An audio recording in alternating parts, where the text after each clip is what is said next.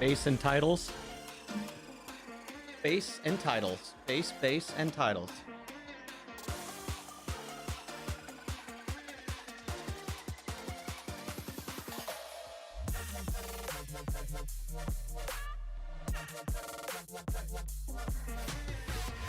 Yeah, same, man. Same. Hopefully next week. Been feeling pretty good.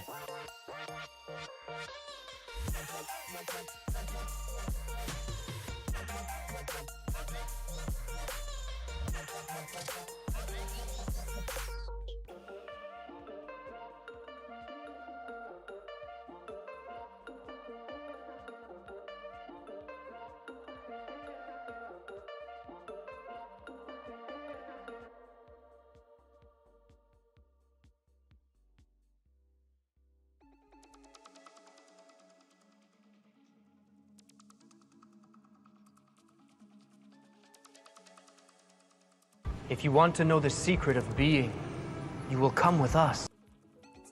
Oh, man. Oh, damn.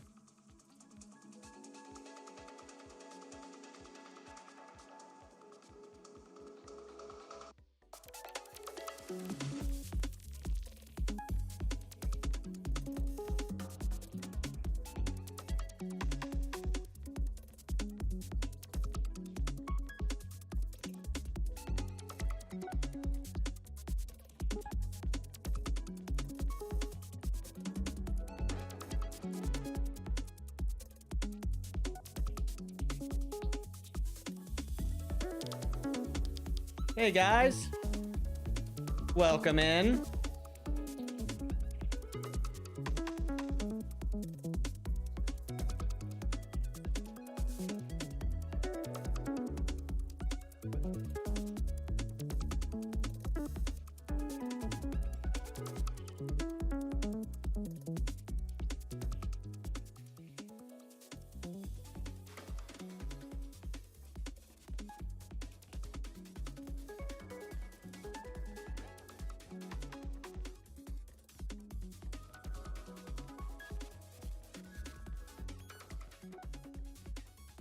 There we go. Levels are looking good.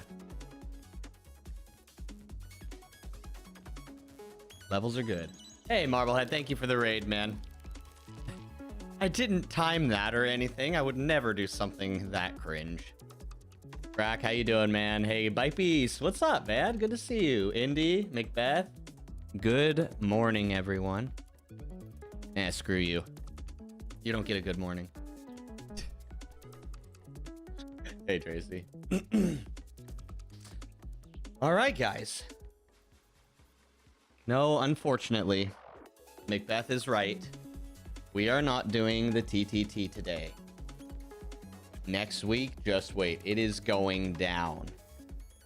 I'm getting starting to get excited to do efforts again. Like, I honestly am. Like, I've wanted to do them this week, but I just know it's not responsible. And I've come to a point in my life where I am now an adult and I am responsible. Anyway, it's looking go. Anyway, okay, we're done with all the bullshit. But yeah, guys, we are still on the base grind. No TTT, you're non-subsess. Yep. Sorry, guys. Everyone, please go find the unsubscribe button and smash it. Wait, is that how you're supposed to do it? I don't know. I don't stream enough to know anymore, I guess. Get there one day. That adulting. I know, right? Sea otter route. I need to do that. I don't know why I'm loading up Zwift right now. You're right. I was gonna do sea otter today. Bye, Zwift. Bye, Zwift. Get crapped on. Hold on, guys. I actually have to do this. Guys, we are not doing Zwift today. Oh my god. I'm not only am I not team time trialing, I'm scamming you so hard right now. Hold on, let me switch categories. Fitness and health. I gotta do what guys, you gotta do what you gotta do to get the viewers to flow in. But then we drop the bait and switch. Nah, I can't. Dude, it's so funny. You know what, Marblehead? I respect your work and the effort you put into calling those people out, because God, like it's like, let's be real. Like, it really is complaining about nothing. It's like complaining just for complaining's sake. You know what I mean? And like, if people can't see that, that's the funniest part. And I think that's why it's so funny to troll it. Because they just don't see it happening. Getting scammed in real time, guys. I know. Sorry, not sorry. Guys, so what we're doing today, I was talking about this yesterday. We found out that with a free Biketerra account, you can actually upload a ride.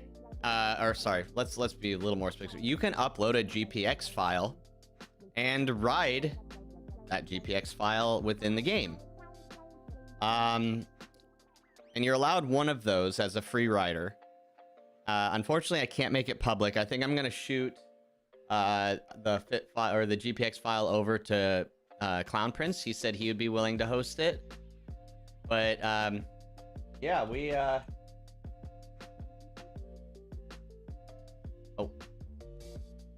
we're gonna do some Biketerra, but actually we got to do a little setup first, because as a pro streamer, I did not take any time to get my thing started for today. About the heat in the winter, the snow. Yeah.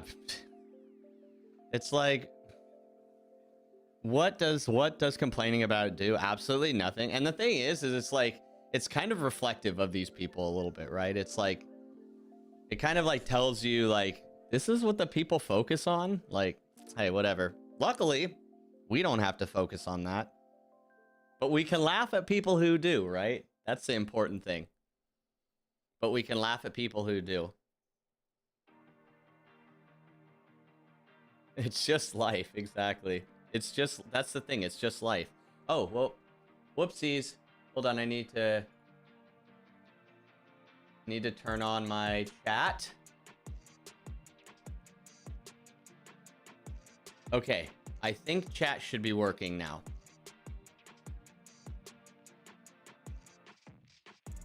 Okay, hold on. Let me hide this just for a second, because I don't know, you know, I don't want to dox myself. Dude, it brings joy to your life. That's just so good. I love you, Pookie. Hi, Smith. How's it going, man? Yeah, guys, sorry. We're scamming you guys. We're scamming you guys today. We are riding virtually the Sea Otter Classic Lifetime Gravel Route, which is now the official Lifetime Series race for Sea Otter. It's not the XL anymore. Now it's the gravel race, which honestly, like, it is kind of an odd thing. Like, it's a mix of like the environment. Like, really, do you need a mountain bike? And what you find out is, like, for most of the trails around there, no, you don't. Like, there are plenty of mountain biking trails out in Fort Ord, but overall, a lot of the routes are like perfect, like honestly perfect for gravel bikes. And it turns out they're actually the fastest bike out there. So now they're kind of just rebranding the Lifetime main series event to the gravel. Going well. Nice, man. So Smith, when are we doing that freaking triple Von2, man? Like, I mean, you do get a kit out of it, so kind of worth it, right?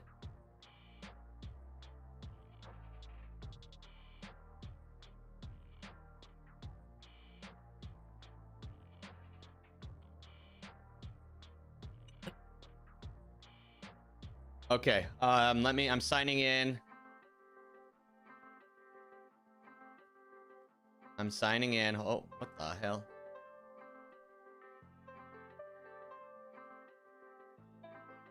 It says email exists.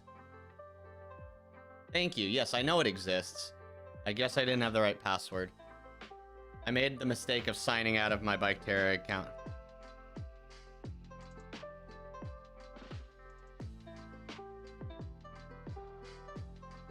Email exists. Yes, I know that. Guys, I know. It's telling me email exists. The password obviously doesn't.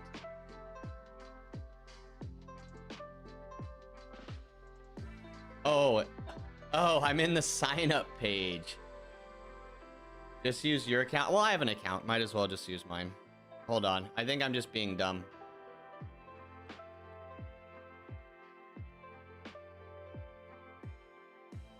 Well, I'm being dumb, but I also don't know my password. Okay, hold on. I'm gonna have to recover it. What happened is Zwift? We are going to Bike Terra today. Reason being, we want to do the Seattle Classic gravel route, and Zwift doesn't allow for virtual roads, so we can't unfortunately do it over there. Dude, you're so funny, man. Not Zwift. See you later. Hey, I respect the loyalty.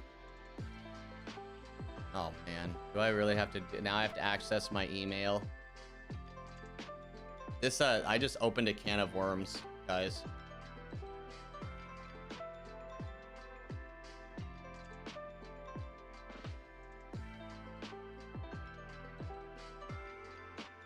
If I ain't the becoming a procrastinator, I don't know what I am.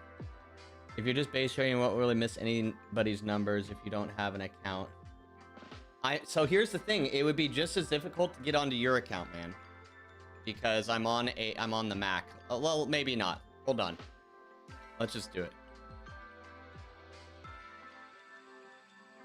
You're actually right. If I...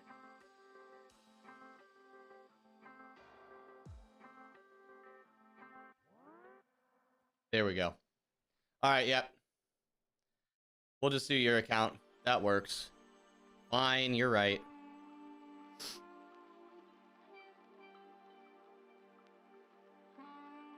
Just typing that you're in the sign up page. Yep. Thank you. Thank you. I am, guys, as you know, your IQ drops about 100 points every time you try to, or every time you go live, basically.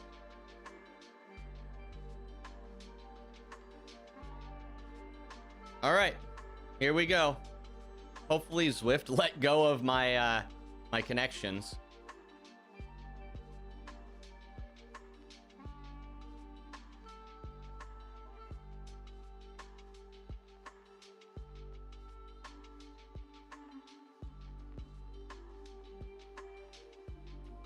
There we go. But you won't get credit for it. It's all part of his plan. Oh, dude, look at this, guys. Nice. Is this what we are? This is what we jumped into. Nice. Let's try again.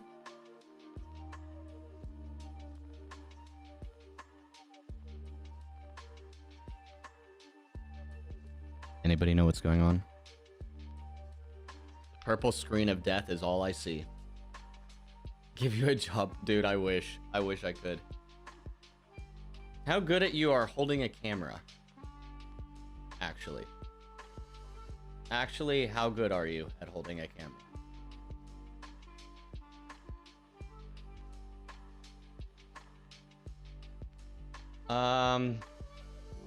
Can I do a different route? Like, what if I load just one of the default routes?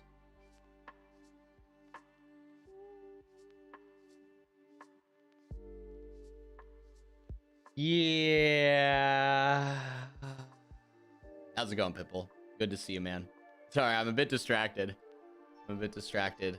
As we can see, Bike Terra is functioning exceptionally well today. Yeah,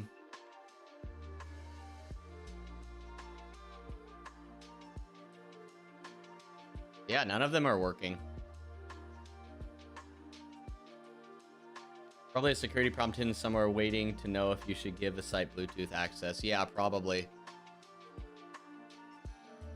God, I love Max.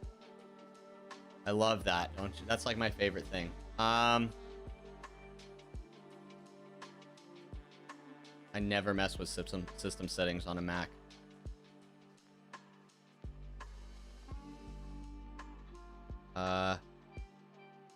Would it be under, isn't there like privacy? Security? Privacy and security, there is. Bluetooth. Google Chrome has permission to use my Bluetooth. Let's see if I have to like, 1 second. Do I have to like,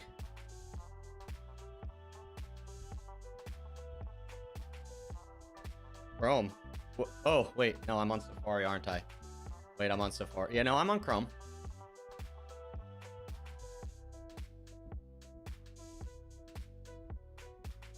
Yeah. Well, this might not actually work. We're gonna keep trying for a few more minutes, and then it just is what it is. Bike Boy will be happy to know that we are,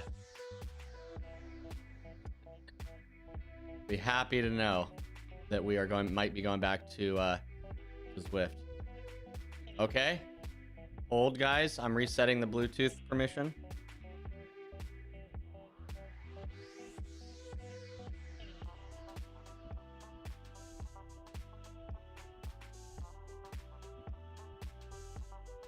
Yeah, it's probably not. It's not probably not pushing a security page to me.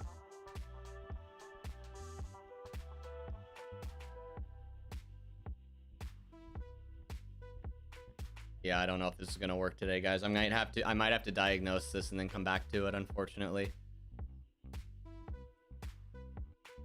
because none of them are loading.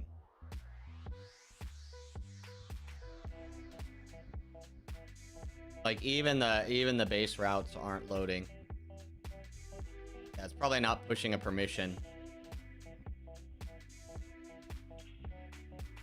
Hold on, let me try. I mean, let me just try on. Let me try on my PC.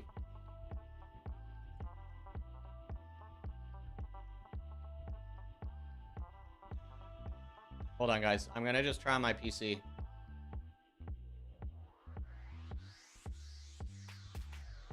I mean, it won't mess with the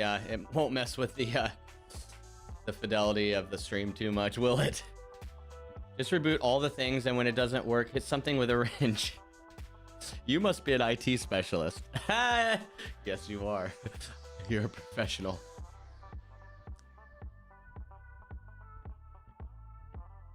All right.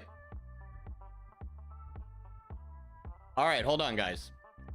Hold on. So here's the problem. You don't need to hear anything on Bike Terra, right? You don't need to hear anything. What am I talking about? I'm like, what? You won't get audio. Only YouTube will get the audio. You don't need any audio. Also, let me turn that down a little bit. All right. So let's go main. That's not the right screen. Browser. Oh. What even is that? What even is that source? I don't even know. Okay, Bike Terra. We turn it on. Hold on. We will get there. Guys, we'll get there together, everyone. Everyone. This is a team effort, okay? This is a team effort. There's only one I want. We're getting there. Don't worry. Don't worry, we're getting there. Hi, villager. Guys, I apologize. Hold on, we're getting there. Oh, look at the scaling on this. This is great. All right. Well, hold on. We'll squish it. We'll squish it. We're gonna be a bit stocky. But you know what? Who doesn't like a bit of thickness? Alright, that's done. Oh, there I am. There we go. I might have to move my webcam around, but yeah, here we go. We figured it out. They have an app for the... Wait, they actually have an app for Mac? Dude, that's actually what I need to do. I actually just need to do that, man. Oh, man. It's almost like we know what we're doing. All right. Choose device. No compatible device. Kicker. There we go. A. Air.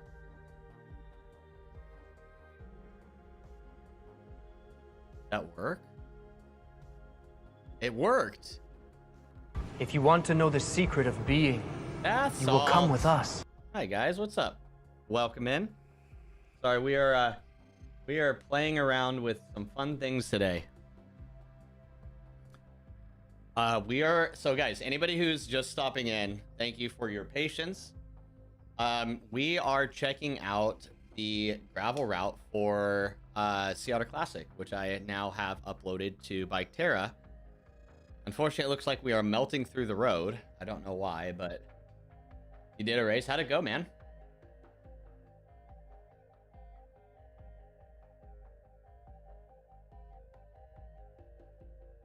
I mean, honestly, I'd like to run this through an app if possible. Oh, they actually have native app off of Chrome now. Oh, I'll just figure that out afterwards. London Little Flat Lap, how'd it go? Does it actually have a cat? Like, actually though, Dimitri, I just didn't search. I didn't think it actually had a category. I mean, it took Indie Velo over a year and like multiple submissions by like dozens of people to get like Indie Velo a spot, and they got denied so many times. I was just like, oh, there's no way Biketerra has one, right? I didn't even think about it. Oh well, we've committed. But also, yeah, definitely 30%. Sim, basic workout. What about heart rate?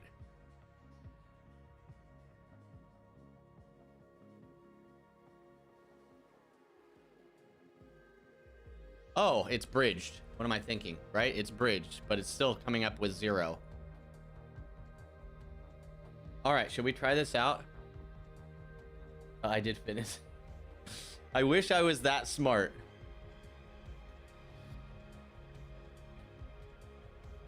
I wish I were that smart, but unfortunately, no. Nope, we can't. We've committed now. We can't put that kind of stress on you guys. We can't just constantly be leaving choose devices. Hold on. Maybe my heart rate will come up now.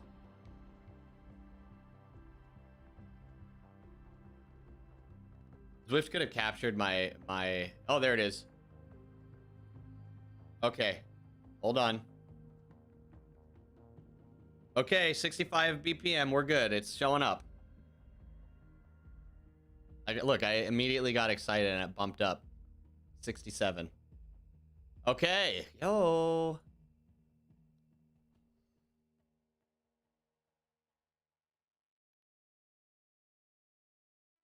You know what I just realized? Like, I actually can do this.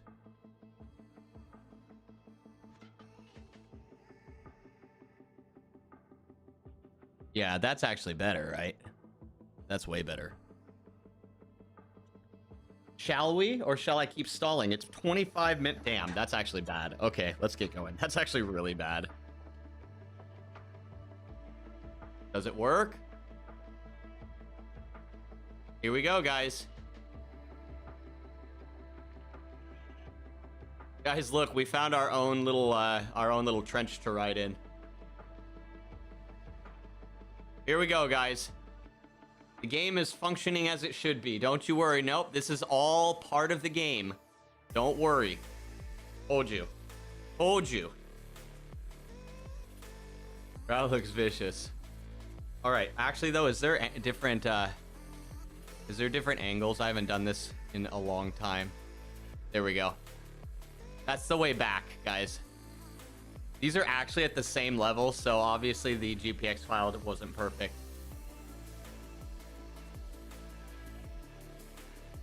Speaking of In the Trenches, you guys seen that new game that's like super popular right now, Over the Top or something like that? Dude, my social stream ninja is like tweaking out. Since I built the routing for my multi-chat, I'll just leave it like that. Ever since I built the routing for my multi-chat, it's been like tweaking out my computer. I might actually have to disable the routing. Oh, I know, sorry guys. This is not Zwift. You can hate me all you want. So guys, right now we are going up the initial climb on Laguna Seca. So like that's the fun thing about this is that like okay, I got it. That is like really annoying.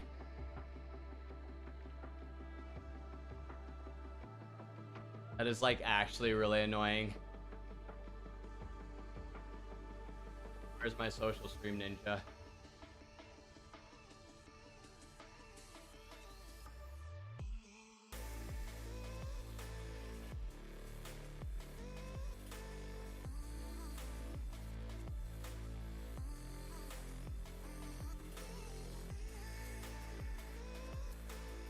That is actually annoying. Okay, I think I turned it off. I hope. So it'll stop tweaking out. When do the otters appear? You must, you know what, hang out. Might surprise you. You already hated me. Oh, there we go. See, I'm just meeting your own expectation. But yeah, guys, this race is coming up in like 5 weeks or a little less. Or is it like 5 weeks from like today? So we thought it'd be fun to kind of ride the route.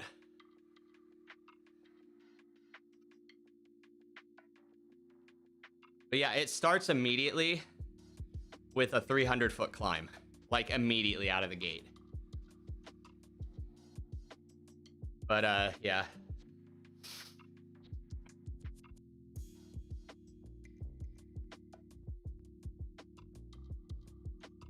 Me and my 4 imaginary friends and my 2 personalities is who I refer to. That's just by default, so if you were wondering.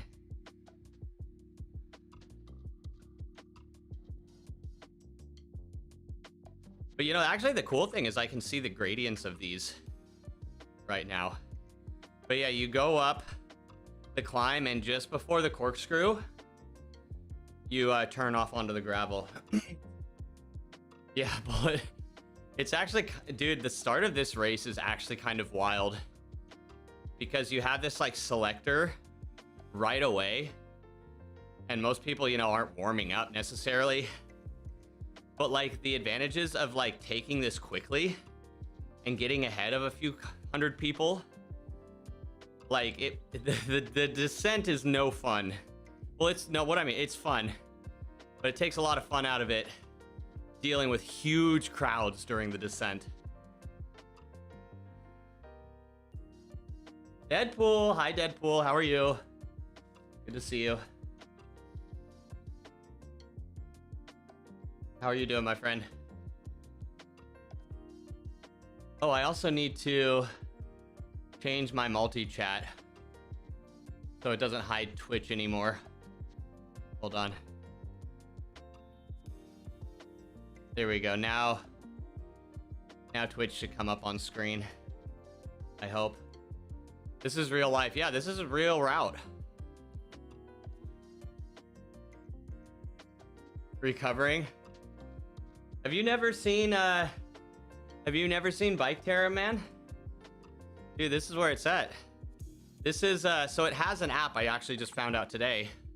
But the cool thing about it is it runs through Chrome. So you don't even need to have like an app for it. You can just run it through Chrome. But then, yeah, so the, basically you climb up to the top of the ridge line up here at 9%. Yep. Oh boy. And then we take a sharp right, kind of does a little hook, and then we're on the trails. We ride along the ridgeline for a while, and then the descent. You know what, actually, guys? So I've ridden this route a few times now, both in the event and just free riding.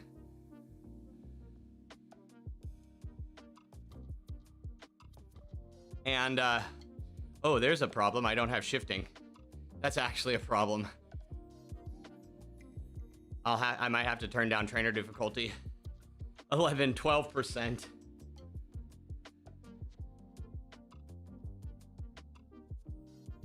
Maybe Bike, yeah. That would be crazy, man. Bike Terra, it does have a paid model, but you can ride it for free. There's like, they've slowly been restricting the free to play content, like to less and less. Kind of makes sense. It kind of makes sense, but it's only like $6 a month right now. 11.5%. Dude, this is fun, isn't it? This is why you have made several comments about needing to train to start. Basically, we need to be able to hold 250 to 300 watts for the first 3 to 5 minutes. Right out of the gate. Yep. This is definitely one of those rides. Warm-ups are insanely valuable. You cannot warm up within the event as easily as you'd like.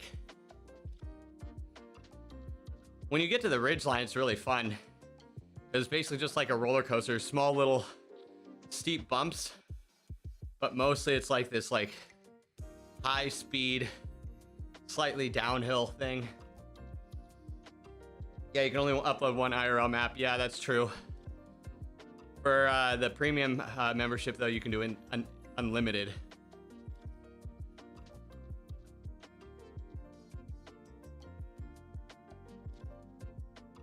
This corkscrew was rough. Then you watch the MotoGP guys go through at 150 miles per hour. Dude, I'll tell you. So, Laguna Seca, technically what we're on right now, Laguna Seca, straight up ahead is actually the corkscrew. When we come back, we have to go up the corkscrew. So that's like the finish climb. And if any of you saw the race last year, that's where basically most of the attacks are made for the win. If you can take the last like 1 kilometer and have enough juice in the tank to smash the uphill, like that's what wins the race. But I'll tell you, I've also done, they do like the twilight rides on Laguna Seca during the summertime and springtime. They're actually just starting them back up again. And so I've actually ridden Laguna Seca like a bunch. I've done many laps on it. When you are at the top of the corkscrew looking down, it is very intimidatingly steep. It is actually really like, holy Jesus.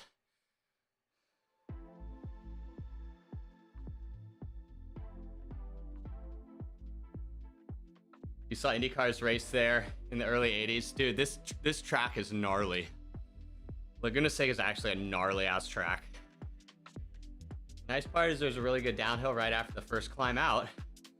If nobody's in your way and you have a pair, you can really get some high speed. Yeah, you need a pair. That was what really, this race is what really made me realize like how some bikes are just so superior to others. Now, I'm not downplaying this bike, but my Ozark Trail G1 that my brother and I built for like basically nothing, like sub $1,000. Like, it's an amazing bike. Like, for a sub $1,000 bike, it is absolutely spectacular. But descending on it is night and day difference to descending on my Lauf. It's kind of like RGT, yeah. It's very similar to RGT in that you can do your own routes. So like if you want to train on a specific course you can, which is kind of the best part about it. But also the fact that you can ride on it for free if you really want to. Honestly, the free-to-play has gotten much stricter. It used to be very, very like you could almost do everything on the free-to-play. They've since locked a lot of that behind the paywall, which makes sense. But for like 50 bucks a year or like 60 bucks a year, like it's not crazy if you want to do like specific routes like that.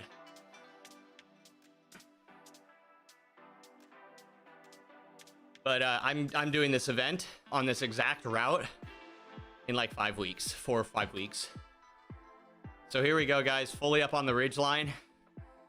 Normally you look down the left side, you see the Salinas Valley. You look on the right side, you see Highway 68, which is basically this like through road that connects Monterey and Salinas. So you would also look to the right, you'd see the Toro Mountains. And then across the Salinas Valley to the left, if you look to your left, you'll notice the Fremont Peaks, the Fremont Mountains off in the distance, past the Salinas Valley. There you go. Did that work? You know, once you're comfortable on the bike, you won't touch the brakes unless you have to. Yeah. Dude, it's really shown, like, this route taught me the importance of weight distribution on a bike frame and how it literally changes everything. But yeah, as you can see, it's mostly a trend downwards, and then you hit that, there's like a very dark section of the graph that it's just like insanely steep.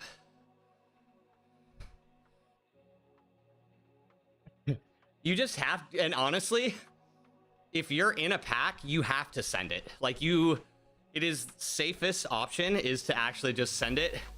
Kind of like how the flow of traffic is like safer than going the speed limit sometimes. It's the same thing. Like you have to just go the speed that everyone's going, or it becomes much more dangerous.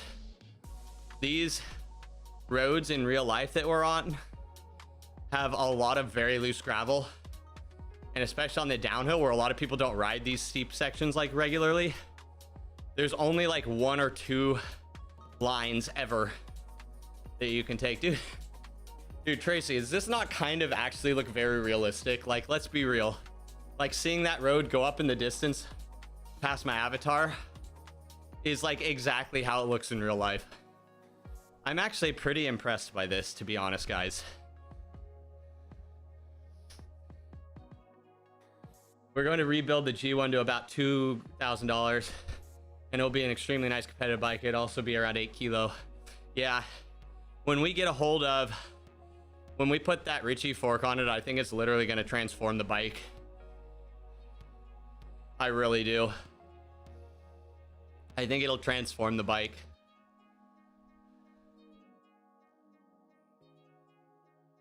Actually, the fog is very realistic too.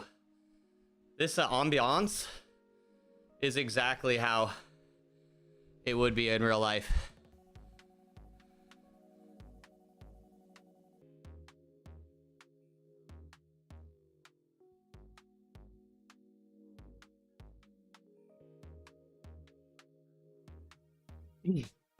Anybody who does Bike Terra, is there a hotkey to increase trainer resistance?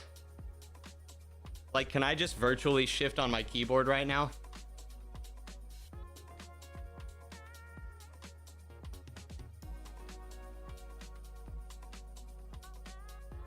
Dude, it's actually crazy.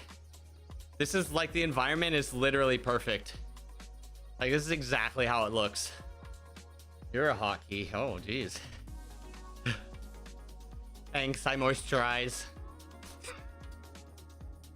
Yep, and here's the ridgeline before we head down the steep bit.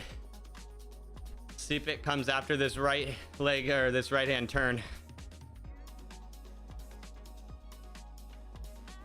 This is where you hope that you're really warm, because oftentimes in the morning it's foggy, and you could get a bit chilly on a downhill like this. Oh yeah, it's exciting. I mean, this is one of my local rides, and I've done it a few times. I've done it a few times now. It's just cool. It feels very on. Like the turns, the landscape, like to my left and right, is actually matching perfectly.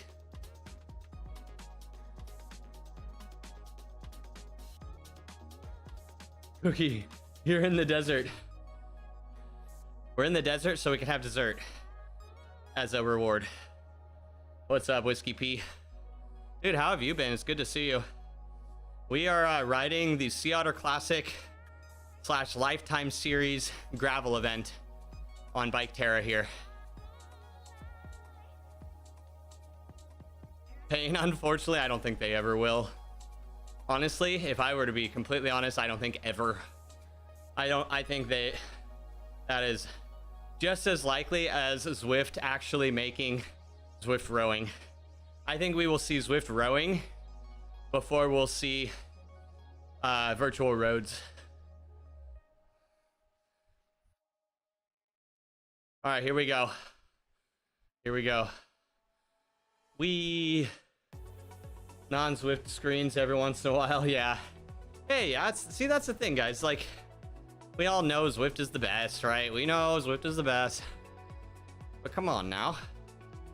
Doesn't mean you can't have fun doing other things every once in a while. Hi, Try. What's up, man? Well, this is Bike Terra. If you have never seen Bike Terra. Bike Terra, it has an app, but it originated as a Chrome-based program. You literally just go to the website, connect your shit, and you're off. Now they have a standalone app, but I am currently running this through my Google Chrome browser on my PC. Of the other tools, Bike Terra is your favorite? Yeah, I feel that, man. Oh, this turn is dangerous. This is one of the most dangerous turns of the whole race right here. You use EXR for rowing, but love to see Zwift get into rowing. Yeah, man. Pipple, have you tried my whooshes rowing? Other than, basically other than like avatar animation sync issues, I hear it's actually getting pretty good. Like, it's definitely usable now. For the first like couple weeks, it was not really usable.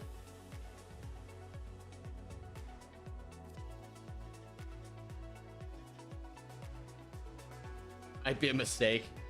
This is a real route. So Trivy, this is the Sea Otter Classic Lifetime Race Series gravel race. So this is part of the Lifetime series. Basically the biggest race series we have in the US right now. With regards to cycling, and especially with gravel. And this is the first stage in the series. This is out in Fort Ord, Monterey / Salinas, California. And I'm doing this event in about 4 or 5 weeks on this exact route. They have a 30, a 6, they have basically a 1, 2, and a 3 lap version. The 3 lap is the one that's actually the legit Lifetime route. I will be doing the 30 mile with my brother. But yeah, we just found out we could upload this to Bike Terra and get in like an actual training ride on it. Now we're talking. There's a version of the course that ends at the bar. Yeah, just X out right here. You've done enough. For real. Yeah. Yeah, so this is a real life route that I've done. This is my GPX file from last year's race. And I'm actually, I am blown away by the general accuracy of the overall terrain. Like, yeah, it's, you know, low poly, very simplistic, but in all reality, like, even the slopes to my left and my right are accurate. It's actually kind of cool. And there are buildings here in real life as well. Like, this is mostly matching real life really well. You've never tried it, Pitbull? Yeah, since you have rowing, I'd be interested to hear your opinion if you do give it a go. But all your bases belong to us. My soul belongs to you guys. Let's be real. Yeah, exactly, Payne. We'll ignore the fact that that the start is about a 20-minute drive from my home. Let's ignore that. We'll just ride it virtually. But yeah, this is my home route. I know I'm doxing myself. But on Sunday, I hope to be going out. Wait, no, on Friday, I hope to be going out and riding part of this route as an outdoor ride. Yeah, this is actually my home turf. It's better to stare at a wall than this. That's hilarious. What's cool is it actually uses the Google map in the bottom right as well. Can I? So that's the whole route. Dude, that's actually kind of cool. I can have it perspective or cardinal direction. Okay, nice.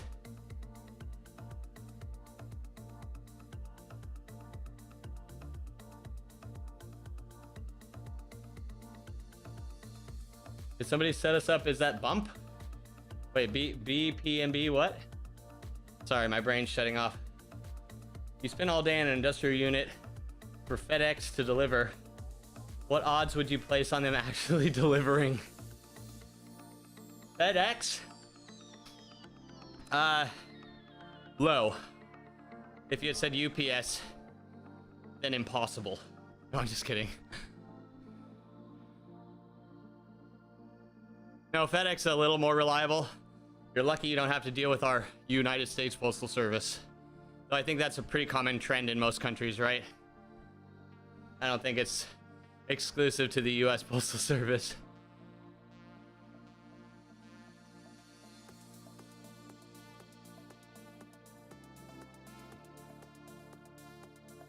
You're a pussy. I mean, this is a pretty gnarly. It's 3,200 feet in less than 30 miles. So you're getting over 1,000 feet per 10 mile. Well, actually, let's be real. That's most rides in California. You get about 1,000 feet per 10 miles. There's an arrow designed into FedEx logo. Oh God, yeah. You'll never be able to unsee it. And now you can't stop staring every time. Yep. Kind of like how the cadence of the Zwift avatar doesn't ever actually match your own cadence. It just almost matches, but it's usually like 5 to 10 off. You'll never be able to unsee it. Off to collect dinner. All right, Bren. Wait, what's for dinner? Can I have some? It's sad you've been using Ruby. They just added that feature. Perfect for your... Wait, they have it on Ruby now? They have this on Ruby? That might actually be really good. As long as you don't have those ghost riders around you. Those look so weird. Why? Bullet, we're gonna call you Bullet Boy today. You and Bike Boy are shunning us hard, and I apologize. It actually hurts.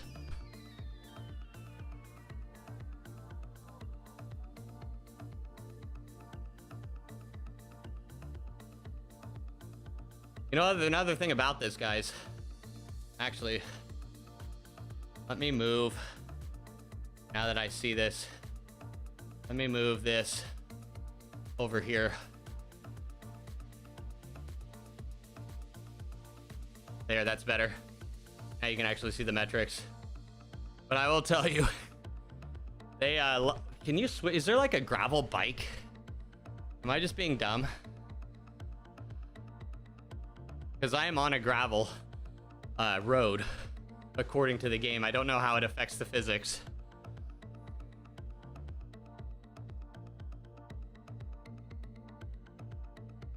They changed the bots as well.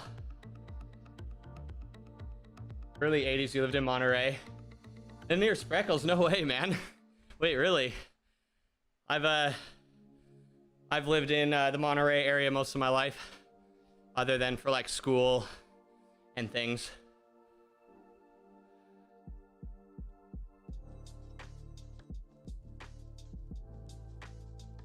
The cadencing. Oh, okay, yeah, sorry, sorry guys. Yep. Hey, if I have to see it, so do all you. That's what I think. If I gotta deal with it, so do you. You can thank Marblehead for bringing it to my attention. So if you really want to go and thank someone, thank Marblehead. Went to 6th grade in Spreckles. When was the last time you were there, Yurt? Dude, it's starting to actually get really nice out there. Like, it is really nice in that area now. There have been a lot of development into the marina area, and it's starting to go into Spreckles as well. A lot of new constructions going up. It doesn't have that like rustic California vibe as much as it used to.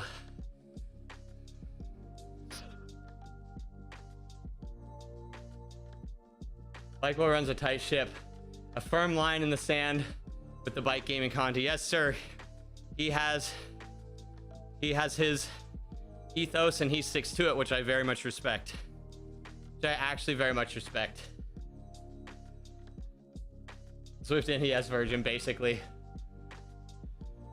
Approaching. I mean, yeah, minus the aliasing. Actually, I think we were more on the PlayStation side with how flat the poly angles are. Like PS1, maybe PS2. A road rash style Zwift April Fools would be hilarious. It would be, man. I would love that. But as is my expectation with the actual overall Zwift community, I can only imagine how many nasty emails they would get if they did anything like that, even for a day. I can only freaking imagine.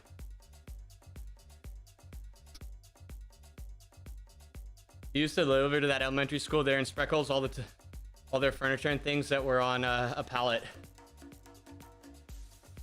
Took your wife and kids on tour. Spreckles Laguna Seca in Monterey about 6 years ago. Okay, so it was starting to kind of build up a new vibe around then, but now it's like crazy. There's like really nice bike routes that run through it. Guys, this water, minus the nice breakers hitting the shoreline, this is here real life. That pond is actually there. Actually, right on the other side of the pond, this little area is a very well-known trail around here called Goat Trail, which is a really, really fun downhill course. I believe it's part of the cross-country route, but they go up it, which is dumb as hell. I think for safety reasons, but it's like the best. I pimp. We went skinny. I don't know. I'd probably leave with more than I bargained for if I skinny dipped in that pond, if you know what I mean.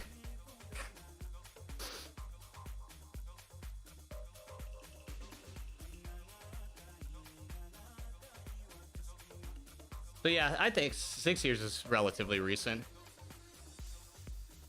Well, yeah, Yurt, if you're ever out in this area again, we got to plan a ride.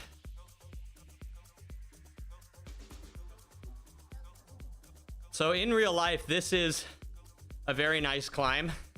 This is on paved road. This part of the actual route is a paved section. The upside and the downside on the back end are both paved, and then you jump onto a trail after you hit the bottom of the downhill. Yeah, it's nice. Definitely fatter tires. A lot of people run mountain bike tires because there's a lot of loose chonk and there's a lot of sandy sections. So they're running pretty fat tires for the most part. Traditionally, the lifetime race has been a mountain bike race. It wasn't until last year that they switched it to a gravel, they call it a gravel race now.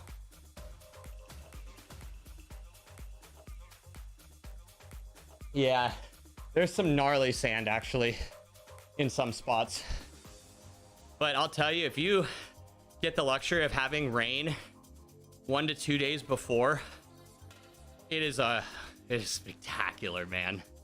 It is absolutely spectacular because it's like a thick sand for the most part, and so it really turns into a good riding surface when it's wet. Yeah, definitely some wider tires. You don't need like massive, but like wide for gravel, like 2-inch if you can. 1.8 to 2-inch tires is really common. I ran 47s. My brother got away with 40s, I think. Oh, you ran 35s. But yeah, those 35s are rough in the sand out here. But honestly, this climb is a real nice climb because it's paved, especially if you're smashing, it sucks. But actually, I've done this climb probably 100 times because this is one of the ways to get up to the top of Goat Trail, the one I was telling you about earlier. Basically, at least on the Fort Ord side of the mountain, it's probably one of the most fun trails. Also one of the longer trails, which is really nice.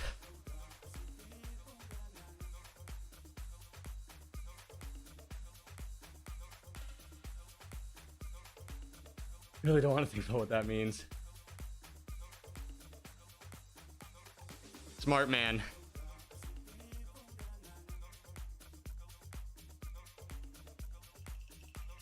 If it weren't for the sand, you'd run 35s again. They're really freaking fat. They are. I mean, yeah, if you can run 35s.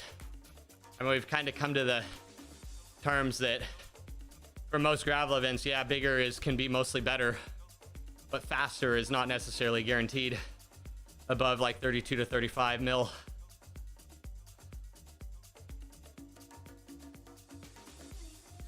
But I'll tell you what, I love that this trend is holding of bigger tires are better. Dude, screw freaking riding on skinny tires. My first road bike, an old steel frame from like the early 80s, has 23C tires that I used to run at like 110 PSI. Because that's what people did. Now you don't have to do that. That's so nice. Yeah. Yep. That's true. Oh man, I wish I had that on camera, but also glad I don't. Your 40s are a little too wide for the day-to-day. 35s are probably about right. You're just waiting until I need to replace those tires anyway to test. Yeah. I love big tires now, I just do. I just love that even on road bikes, people are running 32Cs now. Like, all the modern wheels are like 24 mil internal now, even for road bikes, which is insane. My old mountain bike has like 20 mil internal, and that was like really good back then. It's just funny how that's a thing. Oh, frack, really? Dude, that's nice. Honestly, I love that. Because they can do it without like reducing aerodynamics to the frame, but then you can fit bigger tires. I mean, most frames are becoming, and bikes are like tuning so that they're optimized for like 28 to 32C. Like they're actually fastest aerodynamically. The Aero lets you do 32. Dude, that's nice. Because the original Aero, maybe they've adapted it, but I remember the original Aero, that came out a bit ago now, or the new revamped one. but the 2024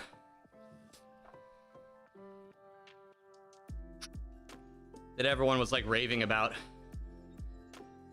So that sounds like they were kind of ahead of the game. Kangen's such a contradiction. They're like ahead of the game when it comes to like having like really like having bigger tires on your bike, but then they still have like proprietary headsets that aren't adjustable. Such a weird thing.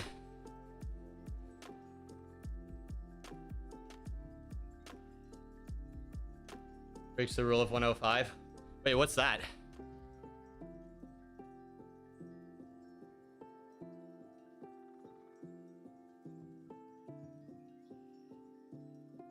All right, this is the steeper section we're coming up to. Hopefully, I was hoping one of the OGs of Bike Terra would be in here so that they could tell me if there's a way that I can adjust trainer difficulty to like mimic virtual shifting without needing that app. I don't. What is this 105 rule? Teach me. Educate me. Your tire width should exceed 105% of the rim width. Is that actually a thing still? I feel like that's a very oversimplification. But I guess a general rule to follow is nice.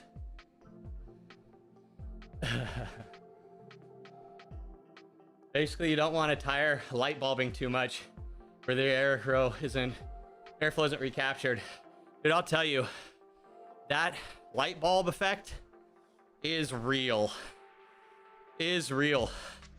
Even on my 25 mil or 26 mil internals, when I throw a 47 on that, it's still noticeable.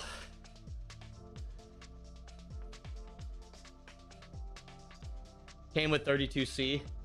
That's what you use. What wheels did it come with? 40C tires on 90. Yeah.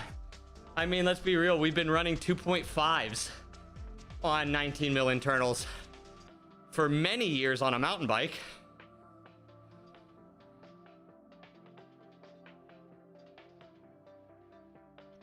But yeah, when I switched to the super wides that I got from 9Velo, it changed the feel of the tire so much. Like, actually, I have 45s on there now, and they feel so stable. It's crazy. No way that handles well. That used to be the way, man. That used to be the standard thing. Drop Bontrager. I would guess that with the setup, they're pretty wide. Like the internal rim depth or rim width is probably very, very high. I mean, it's becoming basically standard to have like 22 to 24 mil internal for a road bike now, which is good. I mean, it's better. It's better, and it's, dude, just the peace of mind alone is enough to make it better. Like the mental comfort you get out of those bigger wheels, like that's gotta be worth speed, right? Rims should be at least 105. Okay, yeah. So rims should be a little bigger.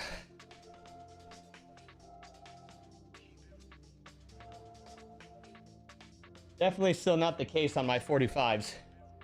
They're definitely wider than the rim. Bro, what's up, Loki? 30 millimeter in, oh my God. Dude, that's very actually forward thinking.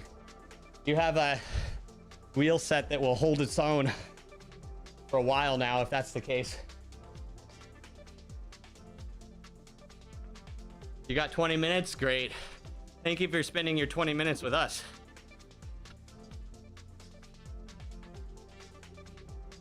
At the Seattle, we're 45C Your rear, yeah, that's okay. That's right. You were running a mullet tire setup.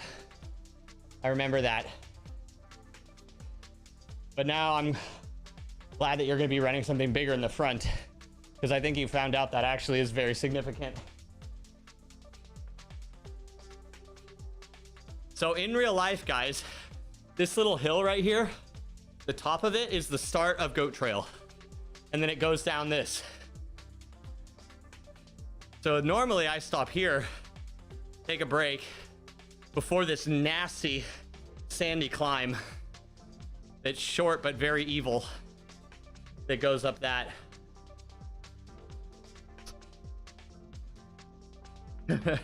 Definitely recommended, Frack. Wait, do you run tubeless?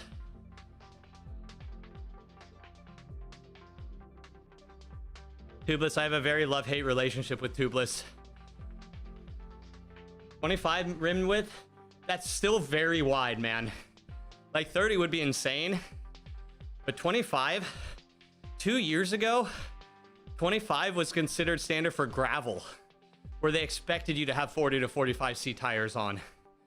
It's only recently that they've stepped up to 26 plus. So honestly, man, your setup sounds very future-proof at the moment with current trends. Yeah, that is true, man. To go back to non-tubeless is a very easy and quick thing. I've had times where tubeless has absolutely saved me, but I've also had times where tubeless really screwed me over.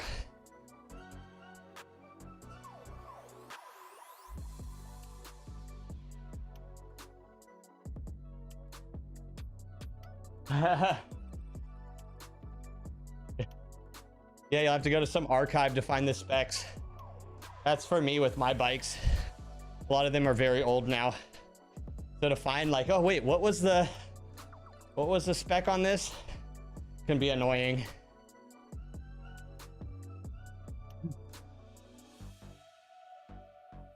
You're running the 9-vel GB45s this year. I believe they have a 24, no, 26. 26. The new ones have 32. No, it's even wide. It's still wide. That's one of the reasons I got that tire or that wheel set. The biggest you could usually find was 25 mil internal. They were one of the only brands going above 25 mil at the time.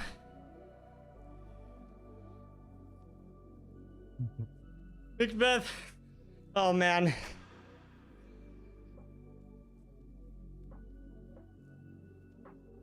I'm sorry. I'm a failure. I let you down. I'm so sorry. It's all good, man. We'll be back to it later. All right, guys, we're up on the ridge line.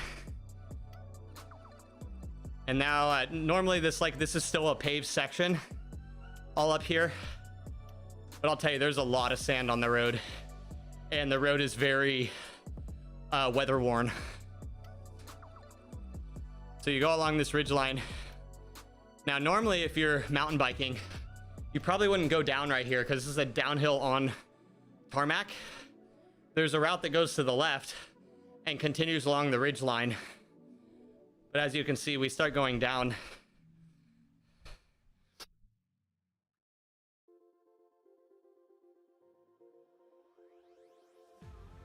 Thank you, Macbeth.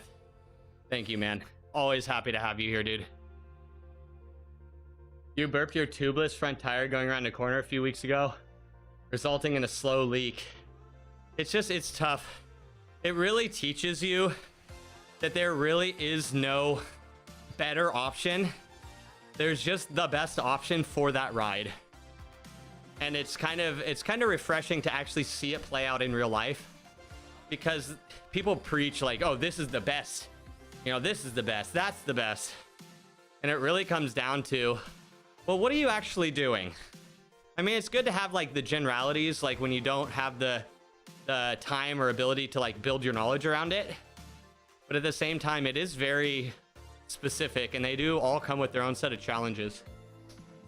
But this is the best, man. It's so real. You do not have to break around that in real life. Ah, yes, you do. Yes, you do. Yes, you do. Wait, no. So this is the transition, I believe, back to gravel. There is actually like a slow down sign right there. Bikes, the hobby that gives you 100 things to worry about. Turned up the house by 2C because you're goddamn installed. Yes, sir. Yes, sir. I love that, dude. Because you can. Fat Boy's seat on it yesterday. Wait, what? No, frack. Guys, I know big, fat, comfy seats look like a good idea. I know, but I promise you. Promise you no. Oh, man. Well, I hope it's good. I hope it works out for you. Maybe it's just because I'm really bony, man. But if I have a really padded seat, like it feels great for the first 30 minutes, and then it is a disaster. Then everything falls apart and I don't even want to sit on it. Whole big list of maintenance to do before battern. Brake fluid, deep clean, press wash on the chain, clean and retape wheels. Yeah, dude. Do you do your own maintenance for the most part?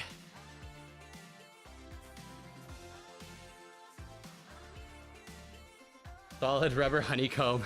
Have you actually tried those, Loki? I hear they're actually starting to get better. They still aren't the best, but they're getting better. Butyl inner tubes are the best unless you want it light and fast. Yeah. Yeah. Dude, TPU is so the best until it's not. I found like 1 out of 4 tires has what's called a phantom leak problem. A leak that you can't find when the tire is, or the tube is outside the bike. You know, if you're doing like a dunk test to try and find the hole. Because it's just not enough pressure to actually cause the leak. Then you put it in your bike, you pressurize it up to where it needs to be, and boom, now it's leaking.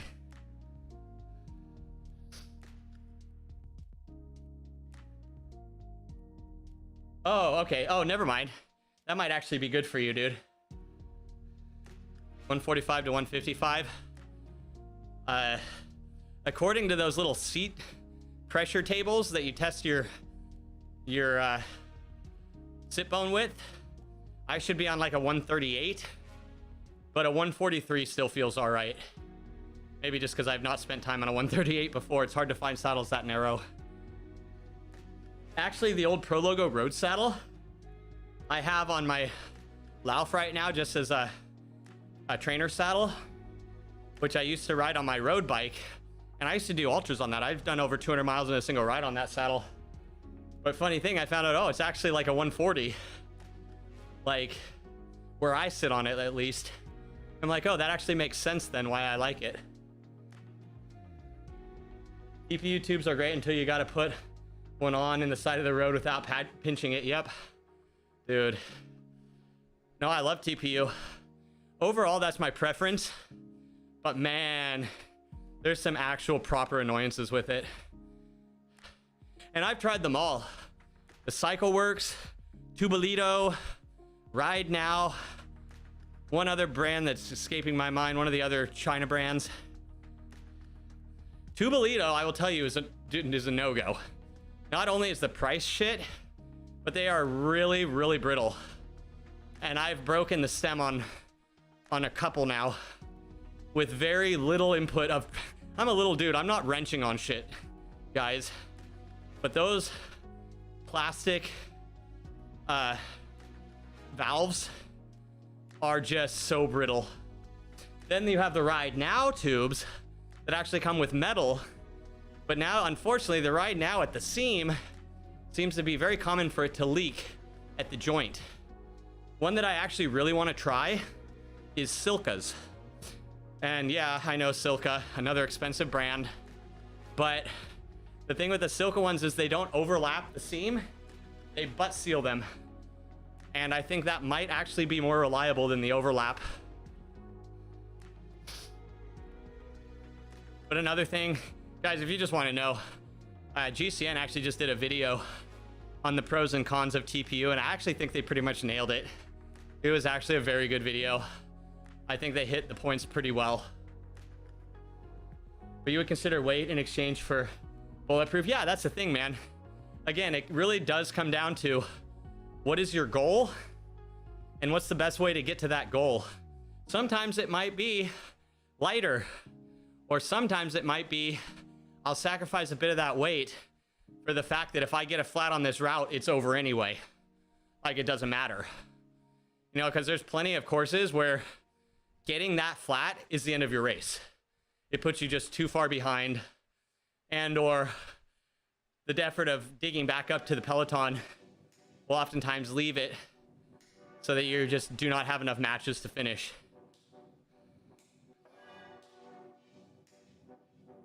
But yeah, no, see, that's the thing, guys. It really does come down to what are you needing this for?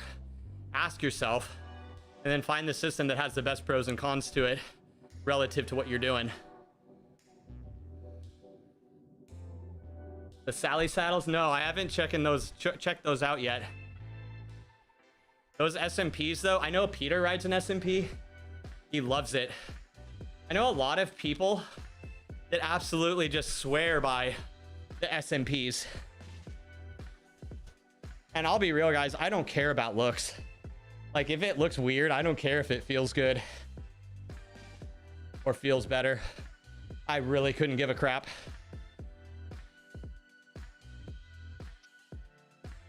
Silka Sealant has worked well for you. Yeah, dude, Silka Sealant is insane, but it's also insane on the other end. Don't get that shit on anything. You will stain it. And don't let it sit in your tire for too long. You will completely ruin your tire, because it just is so good at turning into a barrier. I actually have come to the opinion that Silka race day sealant, the best thing for a race of any sealant I've tried. But for the day-to-day, Orange Seal. It's far easier to deal with as just like a daily driver.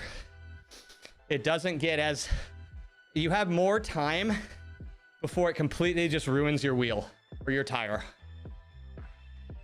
You know, if you forget to change the sealant after 3 months, it's okay. Where on Silka, they just say, oh no, just add our replenisher. Fun fact, after about a year of adding replenisher, now all of a sudden your wheel weighs an extra 100 grams because of the dried sections of it. And now, surprise, you're actually kind of hurting yourself. You choose tires that don't, yeah. One of my biggest complaints about like challenge tires, they are such good tires, but man, they are so hard to get on the first time.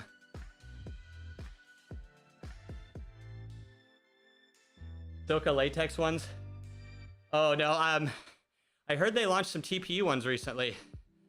But yeah, I've actually never tried latex.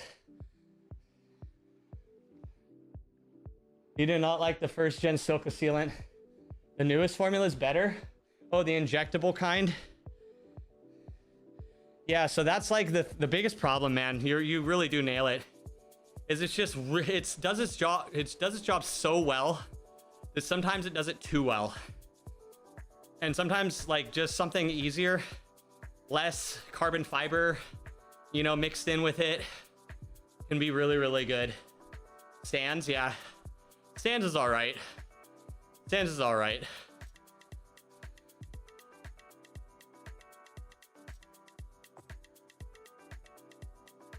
Use black ox in your mountain bike tires.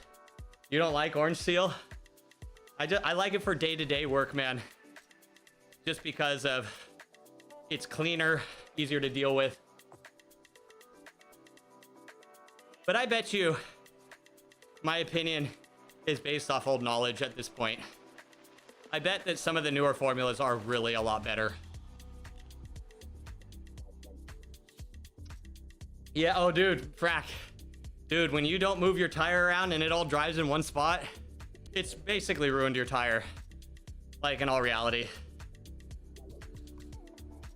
That's kind of the annoying thing about it. Don't store a bike long term with sealant, or you will be replacing the tire and the sealant when you need to use it next. First gen was messy. Yeah, dude, it was. You didn't want to get that on anything, man. Like, insta stain. Insta stain. Absolutely gnarly. In a tire. Tracy, let's be real. You don't need either. You don't need either anymore. Let's be real. Let you down a few too many times. Has it really, Frank? Oh, that's interesting. I'll have to give my verdict after this season. Inflating latex tubes, they felt fragile. They did puncture sooner. Yeah. Have you done TPU, Villager? I'll be real, the ride is not what I would consider pleasant, but they feel fast. They do actually feel fast. How am I like? Oh, Barty. I've always loved Biketerra. Even like group riding and their group physics and draft physics, I think is amazing. What we're riding here today, Barty, this is the Sea Otter Classic gravel loop. It was the one for 2025, and it's the one going to be the one for this year, 2026, which I'll be racing in like 4 or 5 weeks. I think like 30 days or so. Really unpleasant to learn about the allergy. You have a personal experience with, oh no. Oh, that'll ruin a good time for sure. Figure issue with the Silka is that you have mild latex allergy. Oh, you do?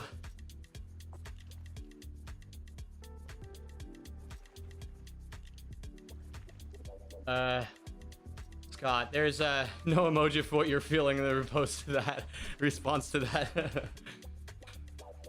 Oh man, I need to become an affiliate again just so that I can add more emotes back in.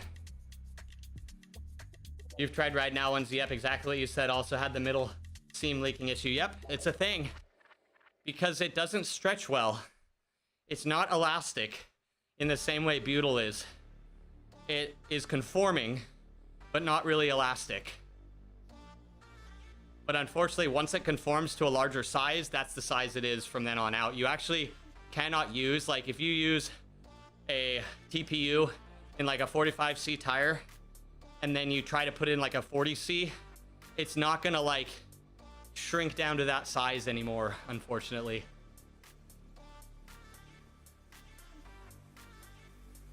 But Barty, I'm gonna be, I should have done it yesterday, but I'm going to be sending this to Clown Prince so that he can make this a public route if anyone else wants to ride it. It's the official Lifetime Grand Prix. This is one of the biggest, this is the inaugural series race start for Lifetime. And so you can race basically one of the biggest events in the US, or one of the biggest series, I should say, in the US for with regards to cycling. Second time, not so much. Yeah, and I'll just be real. I'm lazy. I forget to replace my sealant on schedule, and I have to suffer the consequences of that. But since I acknowledge that that's the case, I can work around it and get a sealant that doesn't dry up the same. Like race day sealants truly are race day. Believe me, you went through about every emotion possible. It would take a whole series. It would take Neuralink. You'd have to actually pass on the emotions involved with it to truly understand. But also that would be a bit awkward, I think, as well. One of these days you're gonna build a wall mounts for your wheels in the winter so you can just walk by and spin. That's genius. Actually genius. Okay, the speeds are very unrealistic right now, guys. The speeds on Biketerra are actually very much lower than real life. I would be doing 30 kph plus on this part of the road during the event. This is a very fast section, and it's saying I'm only... Wait, how fast does it say I'm going? Oh, 30. Okay, never mind. It just feels slow. Okay, never mind. It's actually on. I was looking at the kilometers that I've done, 16.2. That's actually impressive. That is basically spot on speeds. But relative speed feel in the game feels slow. Yeah, the gravel. But yeah, actually pretty good. Though in actual reality, I would actually be doing closer to like 35. But 30 or so is okay. But like, this is almost 4% downhill. I should be going a bit faster here. I think actually maybe bike tear is actually a bit slow relative to reality. Well, that's a switch up from Zwift.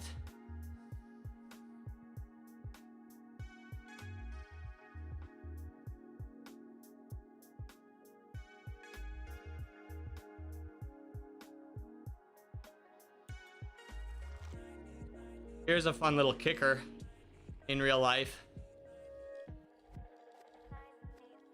Guys, do you see the climb at the end? There is a section of this route where the climb becomes absolutely ridiculous. The last 3 bumps, basically, that you can see. Oh man, just gnarly stuff. It's like actual technical uphill, where it's like, yeah, you might have the power to get up it, but you might not have the technical ability to get up it, to be able to hold the line at the speed you're riding, at the incline you're at. Yeah, Barty, thank you for bringing that perspective.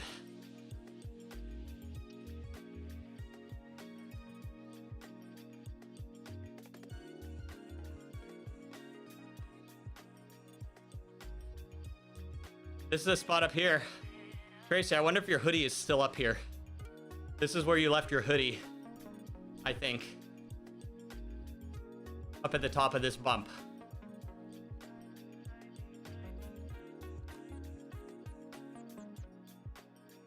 When you try bike tear way back, when you tried local hour routes, it did ride slower. Okay, so that's actually a thing.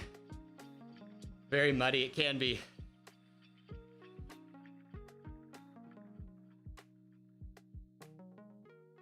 This is that spot where we basically took our first real break.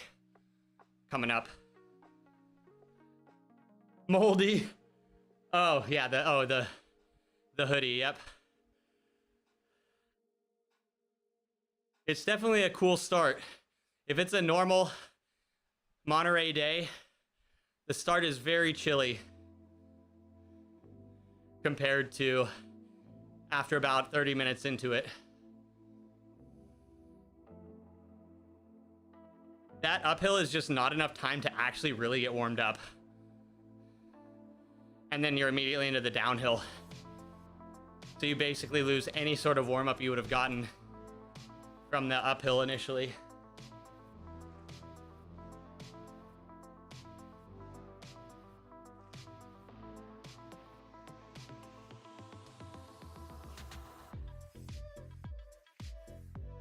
There's a really nice overlook right here. In real life, there's a little fence, a little grass section you can pull off, take some pictures before to show all your friends that you're doing the race before you scratch.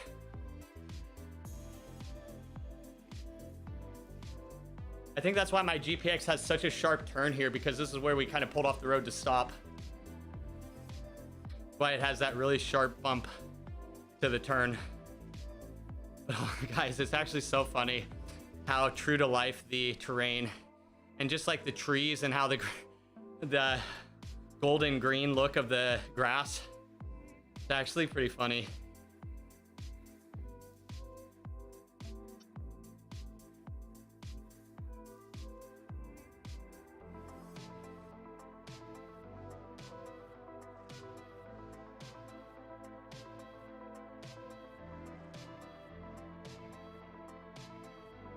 Yeah, for sure. There's definitely some sharpness to it. Like, that is a sharp turn, but it's not like actually that sharp. But if you did step off the trail there for a second, it would appear that way.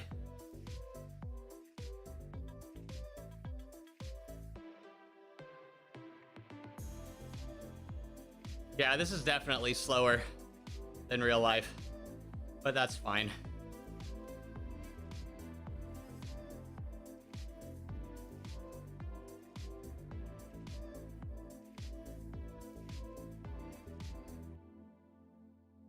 I do like the cleanliness of the UI.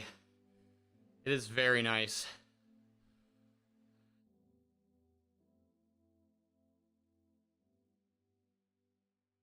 I think it does have a smoothing feature. I just didn't check that box when I uploaded it to deal with those like kinks.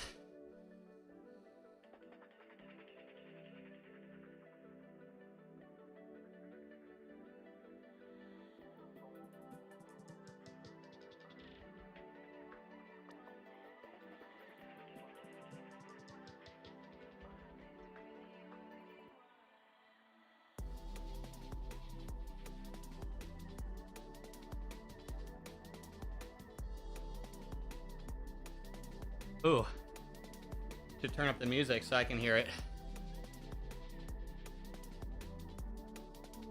A bird! That's cool.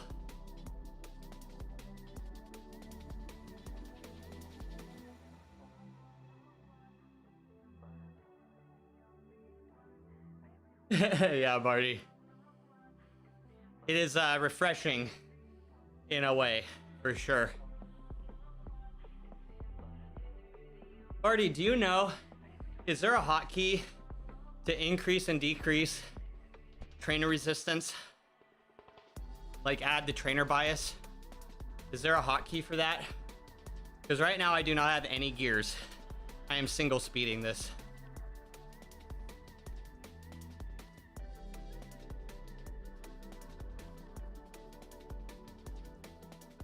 Oh, it's all good. I just thought maybe if Clown Prince comes in, he'll know. No one needs gears. No, because I'm on my Zwift bike, and it doesn't appear. Maybe it should be working, but it doesn't appear to be working. The buttons don't do anything.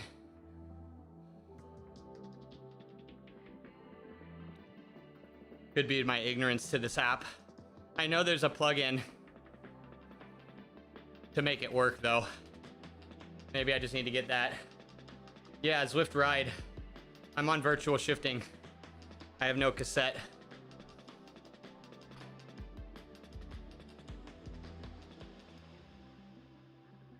Yeah, I don't know.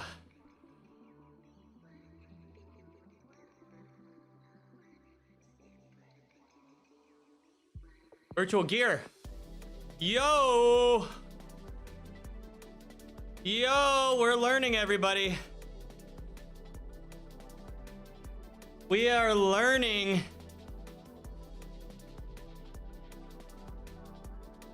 But it's not working. The buttons aren't doing it. I have to click on it.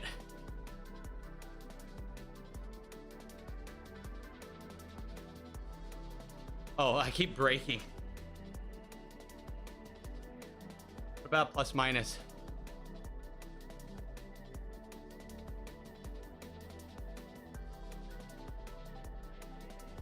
I wonder what the key. There's got to be a hotkey for that, but that's good enough. I can click it.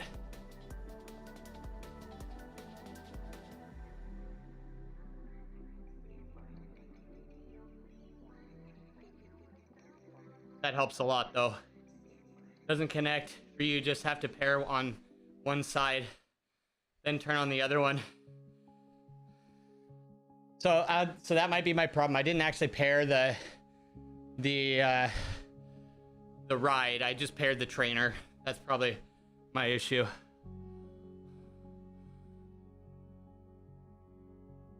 Oh, okay. Thank you. Yes. Well, for me it's W and S, but works fine.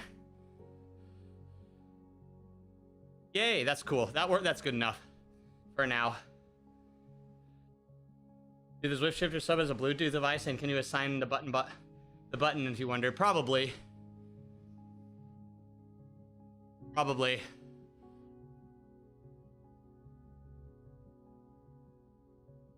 They're off. Hold on, let me see.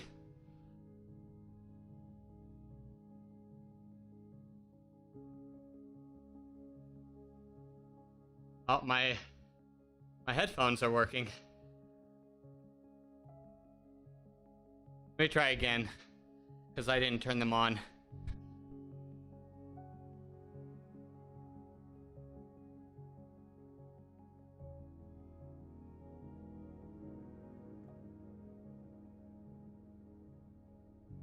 Okay, yeah, that's better.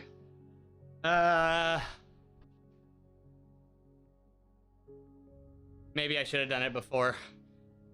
They are in pairing mode, but they're not coming up on here. That's all good. I'll be real. Just the fact that we have the ability to use W and A or W and S is just already pretty good. I mean, Zwift doesn't even allow that. You got an email from Garmin. Pros share their favorite gear. Feel like they're leaving out the part where the pros are paid to use that favorite gear. I know, right?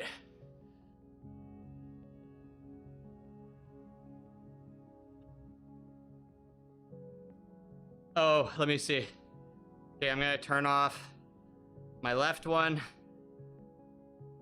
I'm gonna turn them both off. And just turn on my right one.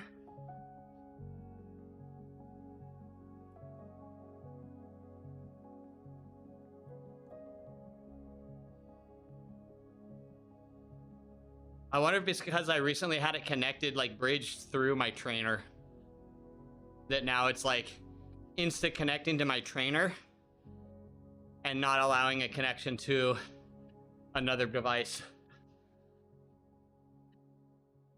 We'll give it a second. We'll see. Let me give it a second. We'll see.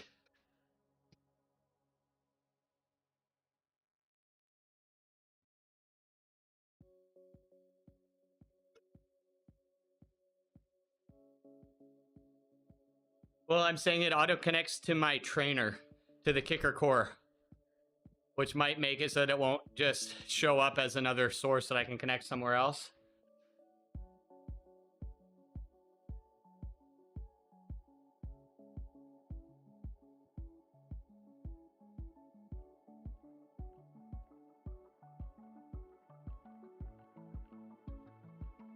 Okay, I pressed it. Yeah, so that, I'm thinking that's causing the issue, is that it's auto pairing to the trainer. And then it doesn't allow it to show up for another device. But it shows it in pairing mode, so I'll have to figure that out. The WS is plenty good for now. Thank you for the help, though, man. I'll figure it out eventually. It's only my second time on the app. Herp, what's up, dude? Good to see you. Good morning, sir. How's the rest of your evening? Dude, I ended up having a massive plate of carne asada fries, and then I kind of went comatose for the rest of the evening. I ate so much food yesterday, it was actually ridiculous. I probably got, well, for me, it was ridiculous. I probably got down a good 3,500 calories, which for me is very far above base.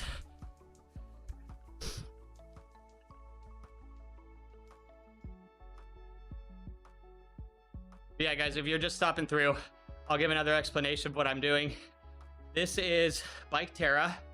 It's a Chrome-based bicycle simulator.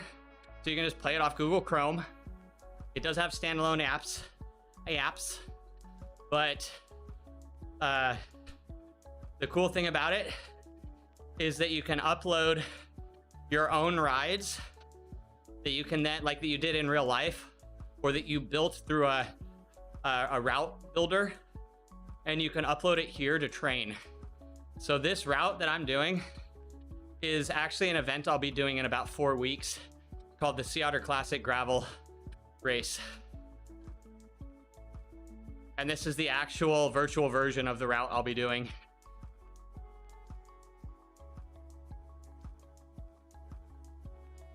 6 people got banned last night after that craziness. Better now. Awesome. Sounds bomb. Yeah. Oh, man. I'm glad I don't have to deal with that. Dude, you want to know what's funny, Perp? I've banned 2 people since 2020 that weren't bots, that were actually real people. I've only ever banned 2 people. Well, I should say I've only ever really had to.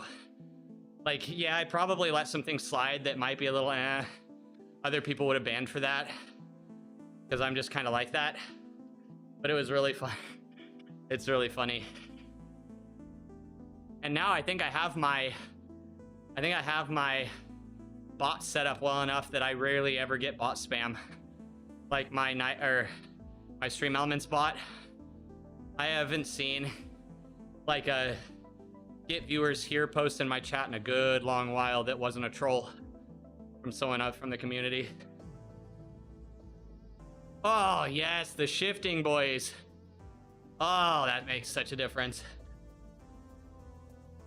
But that was an accident. Sure, frack. Sure, is that what you're telling everybody? It's okay. It's all right. We don't mind the truth here. Put up with people making fun of your disability and car crashing. You're sorry if you get carried away, but you had definitely not everything. Good to hear, man. Hopefully you can get back to the fun part of streaming, because I'm sure that was a bit annoying when you're just trying to game, do your thing.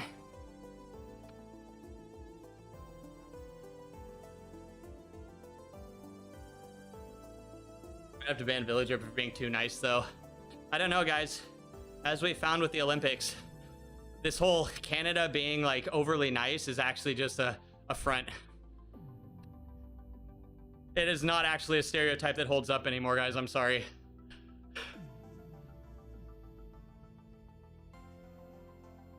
Dude.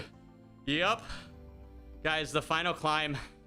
If I actually get there, I don't know if I want to risk, because this is looking like it's going to be over 2 hours. I don't know if I want to risk more than 2 hours today. So I might stop at 2 hours. But yeah, this is definitely slower than real life.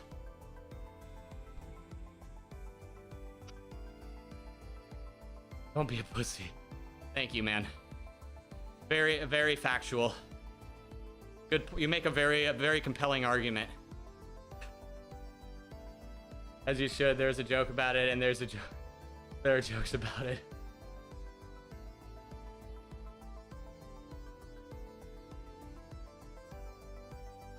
Yeah, he was getting super trolled though. It wasn't. It moved beyond joking. It moved just beyond male banter or whatever you would call it.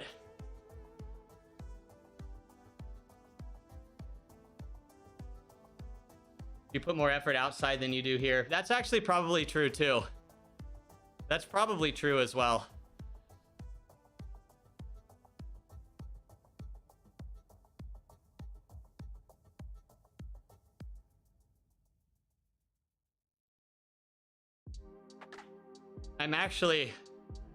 I'm still riding at very good power, but for me, like honestly guys, 150, 148, 150 watt average with 121 beat per minute average heart rate, I'll take that any day. Numbers have been looking like honestly kind of mind-boggling this week. I'm honestly not really sure how to take it. My numbers are showing insane right now. I am so like, I hate to jump to conclusions, but I've been on I've been feeling really good about the last couple weeks. I think I've been preaching that, so I won't talk about it too much, but this has definitely been an easier comeback than my last couple by a lot.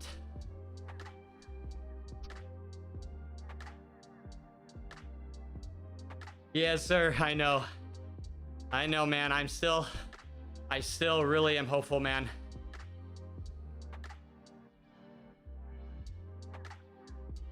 Because like I said, I might just be tapering off of my meds at that point, which might, if I'm off of them, I'm definitely coming out.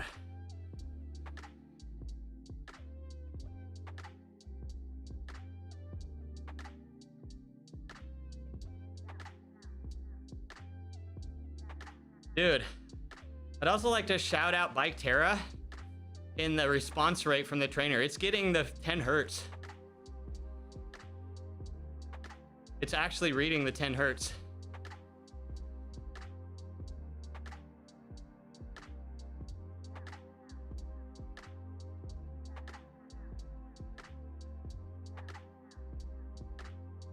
I forget how basically 2/3 of the course feels like it's uphill because of the crazy downhill at the beginning. You do the first third of the race, and then basically the rest of it's uphill. Even on the quicker one, that's very impressive. Not something I would have expected, but the fact that I see it working is really nice to see.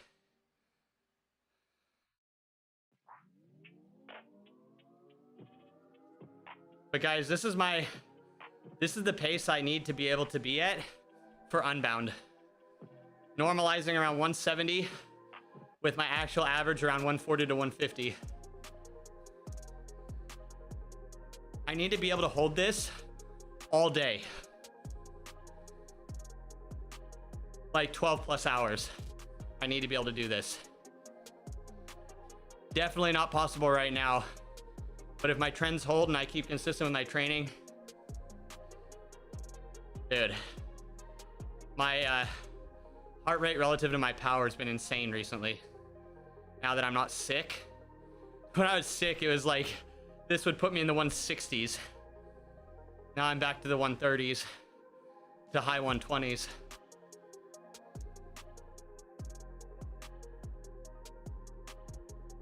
With just slow. Guys, where's my forever Tempest Fugit draft? I'm getting scammed.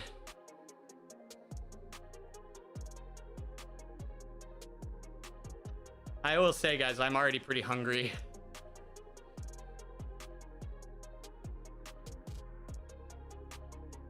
I should have got more protein in this morning. I did not. I'm still learning. These days are less and less of a problem where I don't get enough calories in the morning, but what it is starting to become very noticeable when I don't.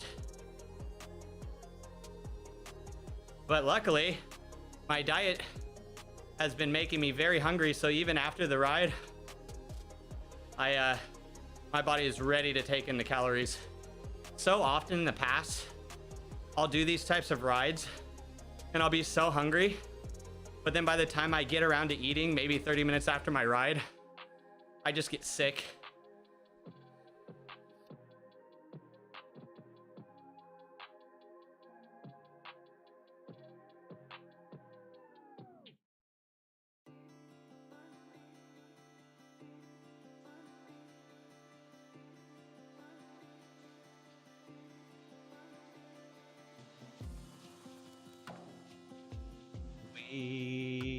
Disposition.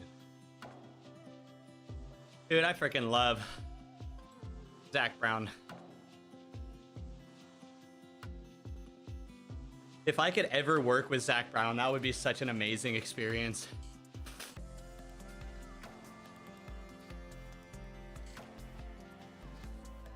Who knows? Maybe one day.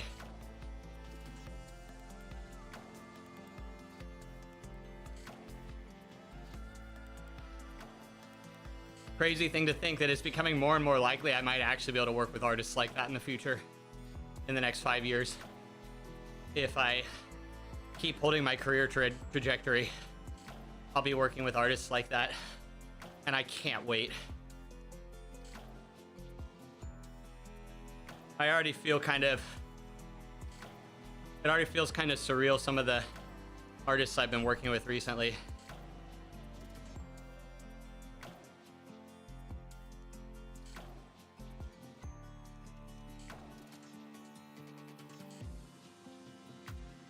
Now, just if the Hit Kitchen sells, if we sell the Hit Kitchen to some streaming company, it's over. It's frickin' over, boys.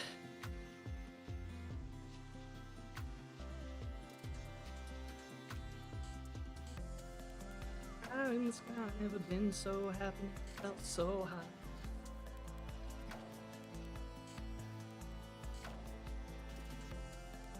Who here has heard of the artist Mickey Shiloh? Any hip-hop artists, enjoyers in here that know Mickey?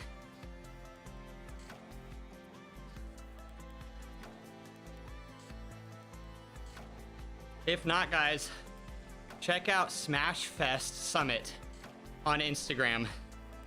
It's a summit she's hosting in early June that I will hopefully be a part of.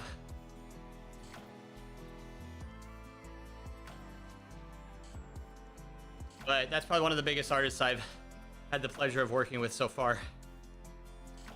Her and Jazzy Faye. I'd say Jazzy Faye actually is probably the biggest artist I've worked with. Or Al Jardine. Al Jardine's old school though. But so is Jazzy Faye. Jazzy Faye is pretty old school. He's like my high school and middle school era. Okay, here's have you guys heard of the song 1-2 Step? It was massive in like what, the early 2000s. Top 2 on the Global 100. He told me such a crazy story after the shoot, which it just shows like some things just are meant to be. His dad worked with, who was it? An artist that got in a plane crash back in like the early 90s or 80s. An R&B artist. I'm trying to think, it was a big name. Oh darn, it's escaping me. But his dad had to ride a commercial flight instead of the private jet because some of the members of the band have to be with the equipment. So he pulled the short straw. Turned out it wasn't the short straw. Otis Redding, I want to say. And it's crazy. So that was before Jazzy was born, but his dad made it safe to the destination, unlike the rest of the band. Him and one other guy. Yeah, I think it was Otis Redding. Because they had to ride the commercial jet instead of the private jet. Turns out that was the decision to make. And that's the story. Jazzy Faye wouldn't have been around. Sierra and artists like Missy Elliott might not have been as big as they are today or were then, because that was some of his big clientele that he produced for. But yeah, talk about a crazy story, man. Heartbreaking, but crazy. Butterfly, dude, seriously, man. Seriously. It really brings to light, like, how unpredictable things are, really. Like, some random decision has such a big overarching effect to the future.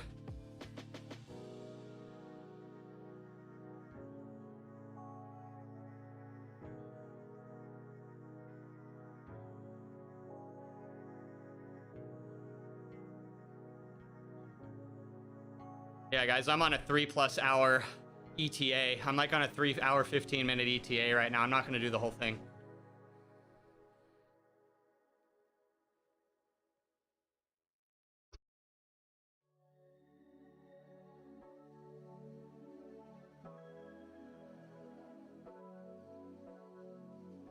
Dude, it's fun. I'm going to definitely shoot it to Clown Prince if anyone else wants to ride it. Get a taste of what California gravel's like, at least virtually. Because I'll be real, this environment is so on. Like, this is exactly what you're riding through in real life. With, yes, high fidelity, but it's literally this. I don't think it doesn't capture, there's a couple very short sections of single track though. Oh my God, so annoying. Dude, single track on gravel races sucks.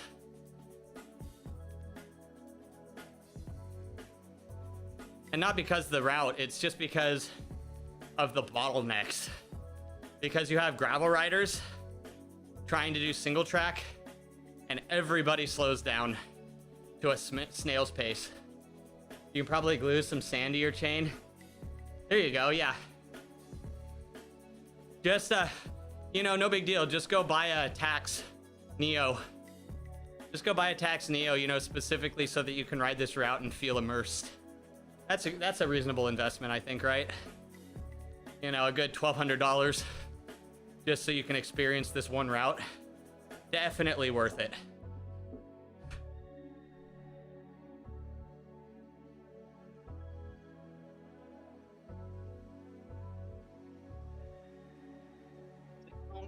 Watch them feathers fly. This is definitely a course that you want to run wax. This is definitely a wax drivetrain course.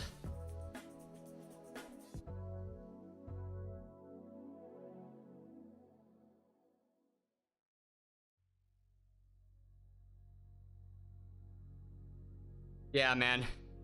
Yeah, villager. For gravel, unless it's a wet, rainy gravel day, it is 100% the best.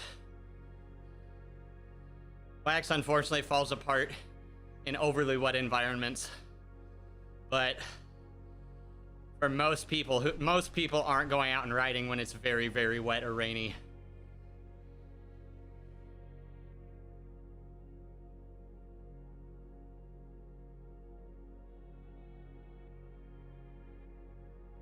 Yourself again.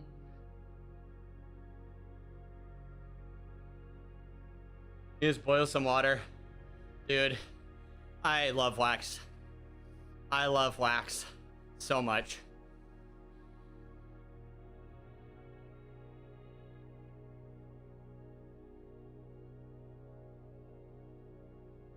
You're a wax convert, if for nothing else, not getting crud all over the hands. That's the best part, Frack. That right there is my favorite part too. I really do think though, another thing that I really like, there really is this feeling of it just like the drivetrain almost driving itself under low watts. First time I tried a wax chain, it literally felt like my drivetrain was spinning itself up to like 60 watts.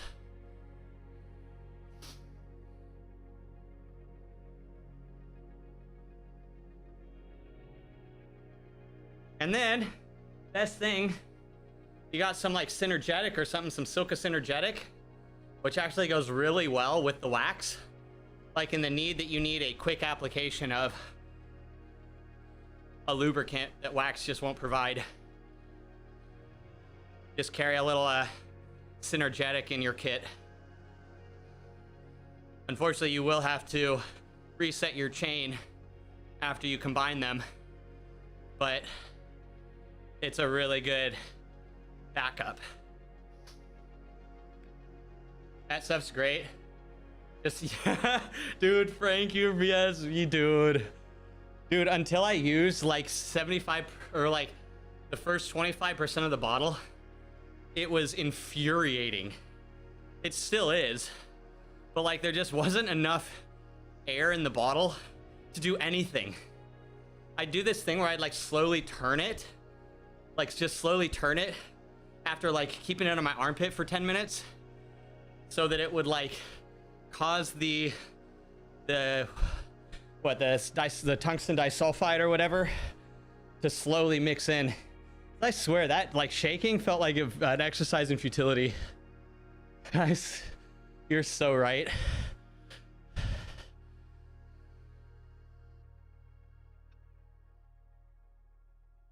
La la la la, you don't need another time sink in the hobby. I know.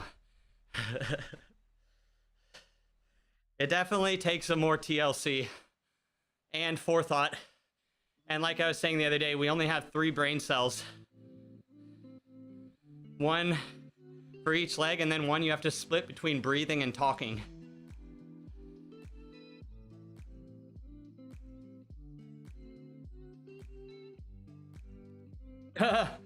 Frag, Zach, you know, I found out something really funny, which is actually kind of a bit of a selling point, to be honest. If you buy a Dura Ace chain from a Silka, a pre-wax Dura Ace chain, they actually go through and clear out the pins. Because if anybody's ever waxed a hollow pin chain, you know that it doesn't work very well. Because all of those open spaces just fill with wax. And then you end up either, if you're smart, you put like a fan on it so that it slowly blows through the pins. But most of the time you're just sitting there with like a hole puncher or something, punching out every single link. Luckily, most people don't ride Dura chains, so they don't have to worry about that. But it is pretty, something I didn't think about until I had to do it myself. Horizontally, that's smart, man. Actually smart. Let me knock that over real quick. Waxing is wax indoors. Be prepared for flaky mess. Yeah. Yeah. That's true, man. The next 2 rides, you'll be vacuuming after the rides. Like last year at Unbound when your chain was roasted. Yep. Yeah, guys. If LePage is in here, LePage, if you're running wax, I highly recommend at the final sag stop, you swap chains. You just put on a new wax chain. It will be maybe the only thing that gets you the last 50 miles. Because man, when I got to the, I think it was like 148 mile mark, which is was the last sag stop. Dude, my chain was really starting to be loud. And then when I swapped it, it was like a mental reset.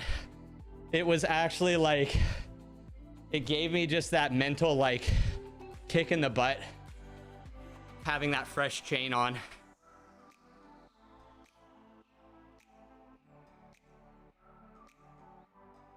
Silka pre-wax chain made you realize you probably don't know how to fully properly wax the chain. Dude, right? They have it just perfect. I mean, for the price, it better be perfect to be real.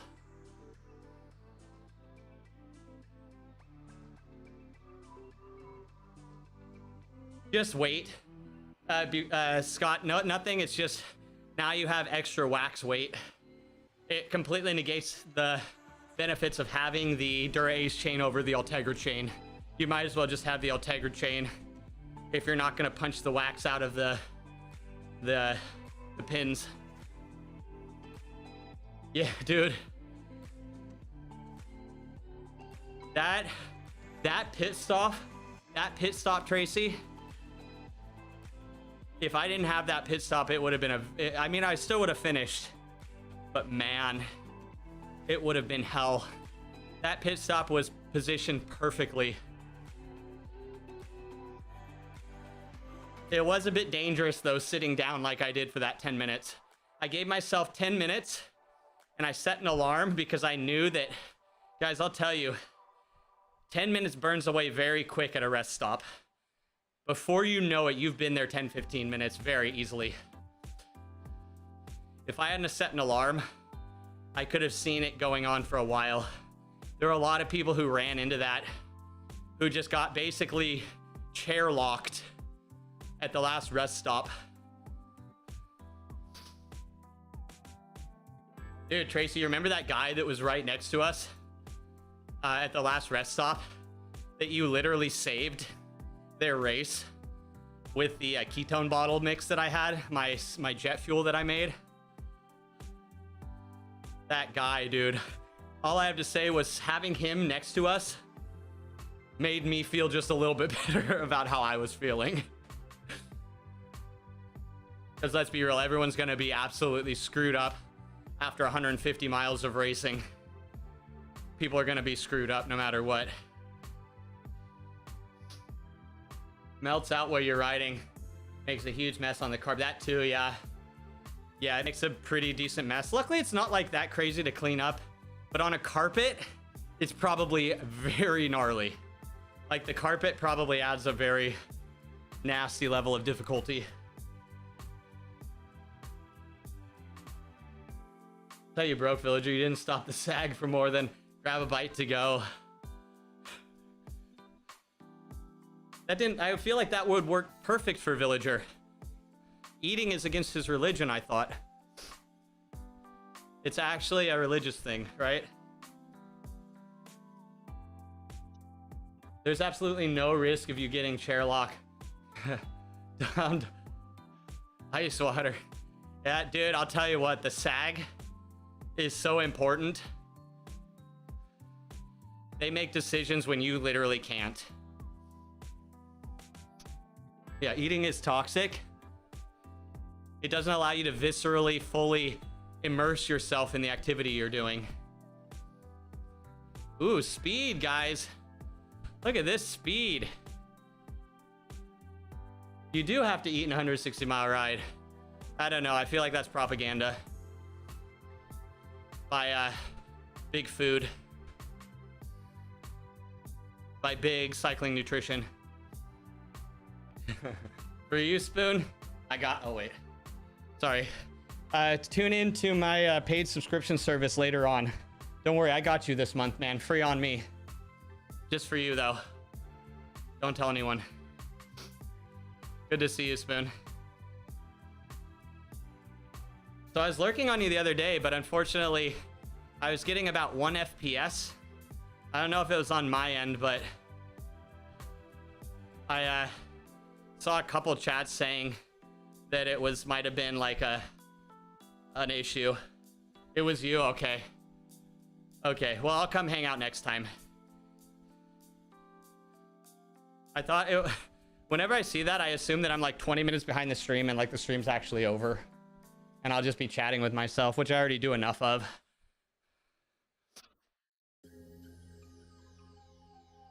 Oh God, what's the joke? Is it just nutrition? Is that the joke? Oh, I'm sorry, Spoon. Just know I am taking full advantage of my voyeur skills, even if I'm not chatting. For 3,600 seconds. Get it? Because Spoon was streaming no one for... Ah! Oh, man. Good shit. Dude, Dimitri, this is taking a while. I'm blaming the app. I'm blaming the app. I'm saying the app's just slow.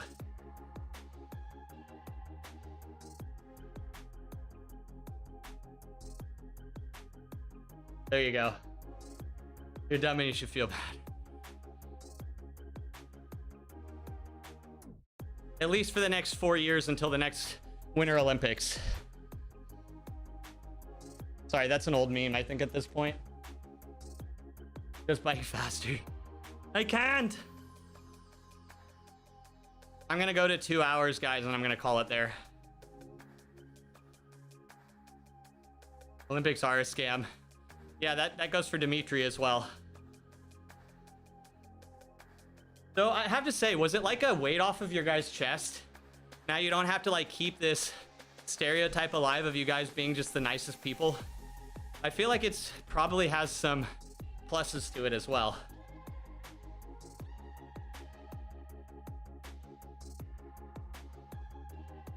Yes, maybe.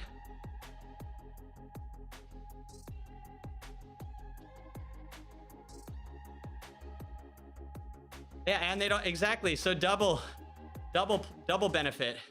And now they don't have to pretend they're good at hockey. I do feel bad. It's like they had like one thing. They had like one thing, and it's just like an American to bomb the shit out of. I mean, to mess all that up. Sorry, that's as far as I'm going with that. Oh, there you go, Dimitri.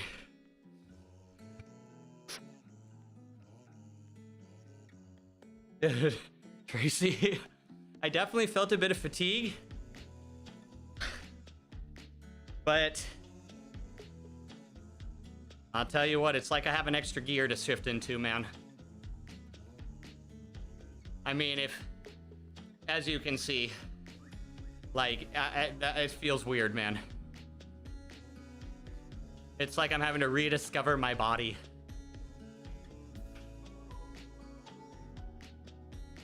Russia, best hockey team. Yep.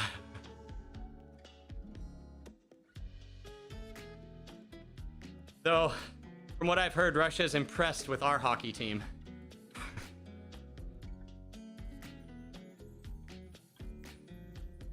Alright, so that was as far as I was going with those jokes. I'm serious now.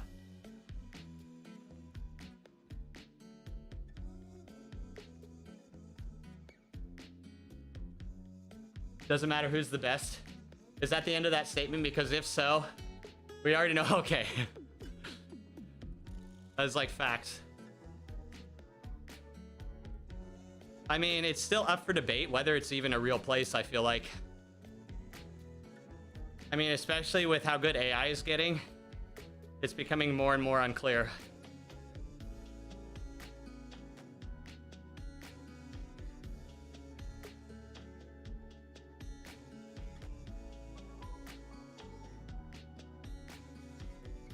No, please. Okay, I take it all back. Just take your geese back too. I will take back all of this negative derogatory stuff I've said about Canada. Everything throughout all the years. Just take your geese back. Just fight a goose. That would actually probably be a good fight. Those things are vicious as hell. Rats with wings. And we already have seagulls to deal with here. Seagulls. I mean, you have to say it like that.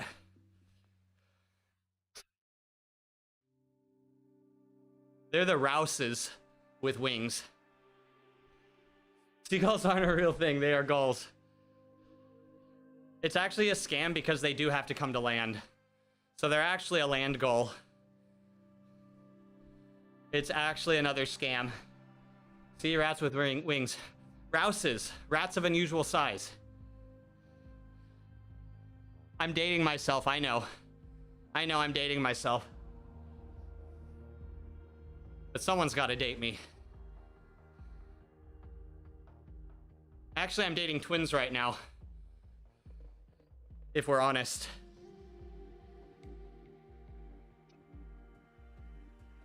Princess Bride reference. You know, actually, Tracy, we're a bunch of old people here. Most of y'all probably did get that reference, unfortunately.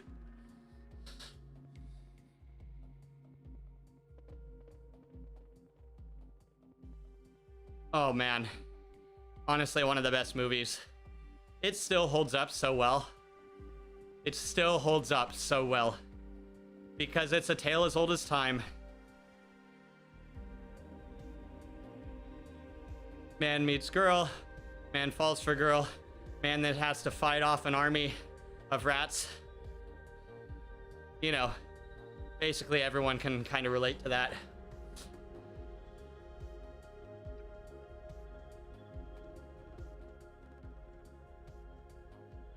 You make up names for things like calling a bison buffalo.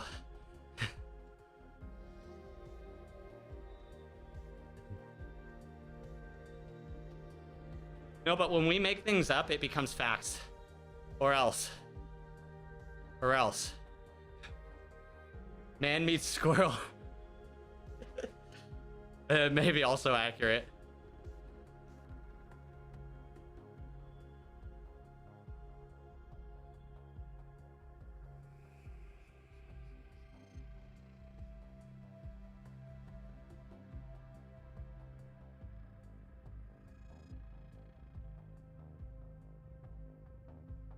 I wonder, does Bike Terra give you your normalized? Well, I guess we'll find out after the ride. But if anyone knows, let me know. Oh, here's that weird intersection.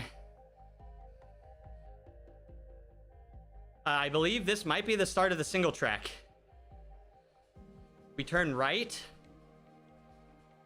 We do like a loop to the, we do like a counterclockwise loop, come back, and then kind of shoot out what looks like on the map to the, well, to the right, but it's to our left.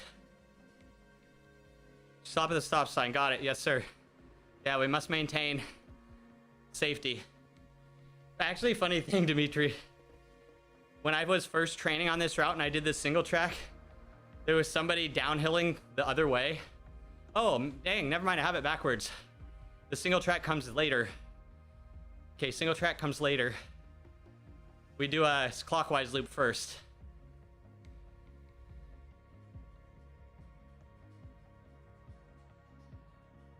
But the single track, dude, this guy almost wiped out both my dad and me. It was so close to being a mega disaster.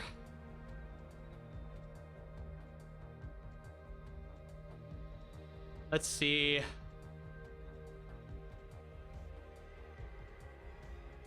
Oh, dude, you can scroll in. It looks like I'm gonna end just at the single track. Actually, nice.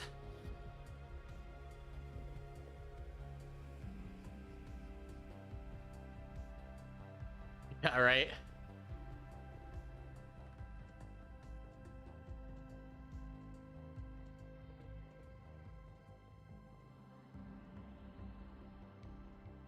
Actually, I believe we're coming up. We might be coming up to the section where Tracy absolutely destroyed himself.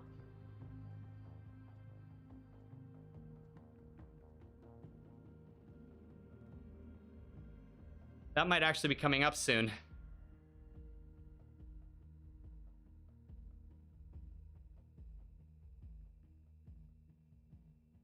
Yeah, hopefully you guys are starting to get some springtime vibes. I have been absolutely, ever since the time change, I've just been so much enjoying the amount of sun we've been getting, or basically how long the sun's out. I live in a pretty small, like, valley, narrow valley, and the sun sets very early for us. So it, like, when we finally get to like the springtime where the days feel actually long again, it's like so nice. And it's so, man, that I experienced that when I lived in Iowa. There were days, we had days like that. We had this one time that there was such a significant shift, it was like mind-boggling. Yep. Yep. Destroyed your brand new $400 helmet.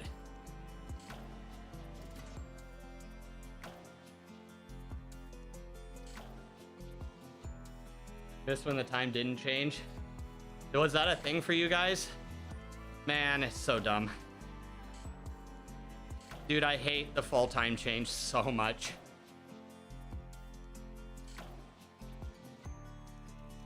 Like, even though it gives you that one extra hour, it's like, that's the only good thing about it. Everything else just sucks about it.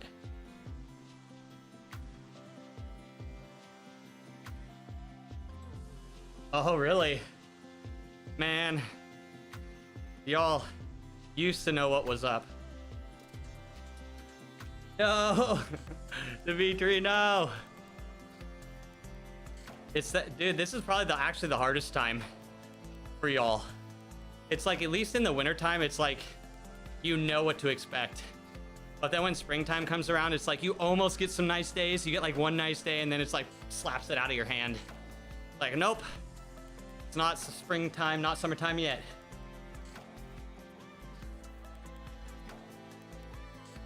Probably Dimitri, if he... I actually don't know about that one. Might have been possible that if he had like it probably would have been like a discount, right?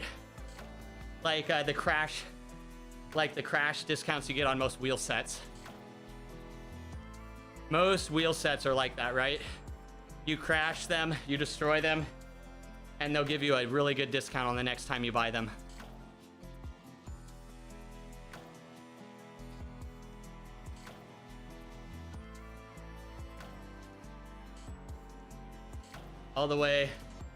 All this way, hope Ontario stops this time change BS. Yeah, this is my favorite too. I don't even mind losing the hour. Like that one day, it really doesn't matter.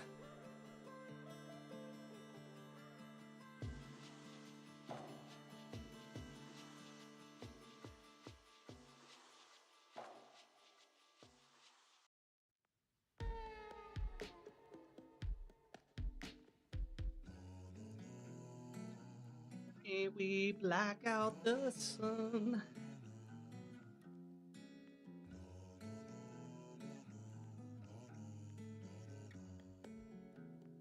Deal. Deal. So just to be clear, you want the short line replaced, right?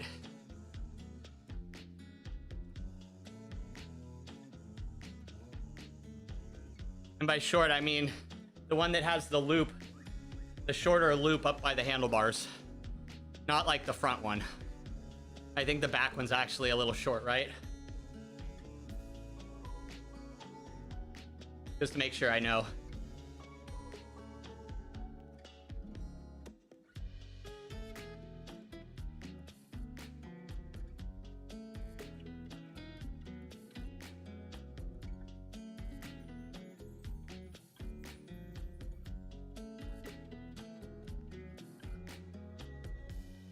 Yeah, Tracy, we averaged more than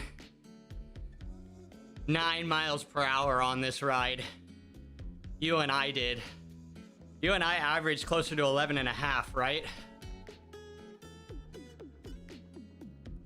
And I averaged like 118 watts on that ride.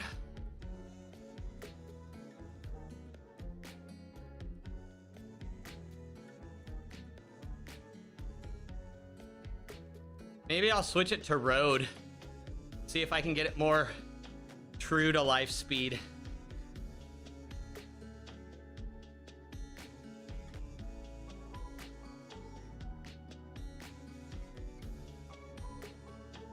Strong, we're gonna have some fun tonight. Yeah, because I'm averaging 9 miles per hour right now.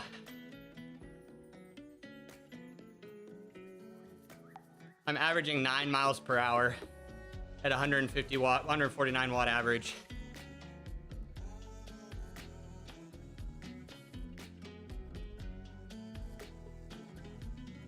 This must be some serious gravel that they have for their CDA.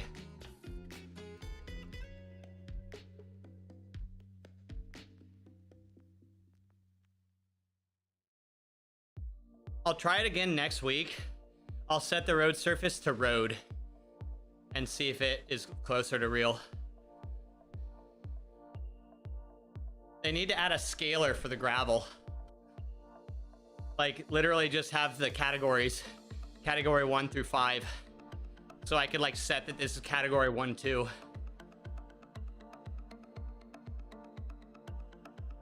Yeah, that's true. And a lot of it's for the sections that would slow you down.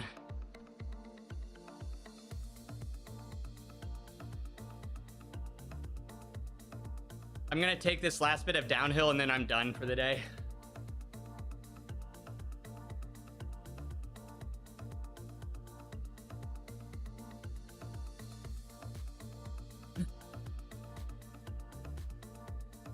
In a strong one, we're gonna have some fun tonight.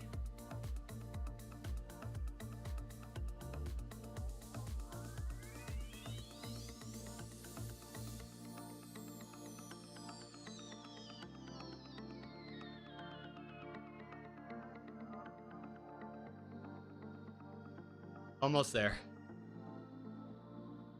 Decent, guys. 2 hours in. My only problem was being underfueled. Everything else felt great.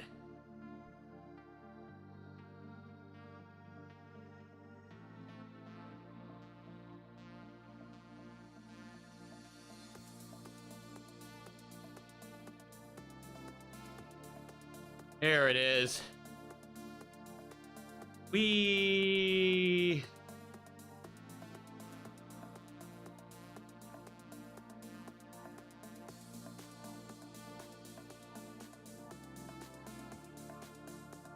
Ooh, feels good. Yeah, the pedaling doesn't give me any extra speed here.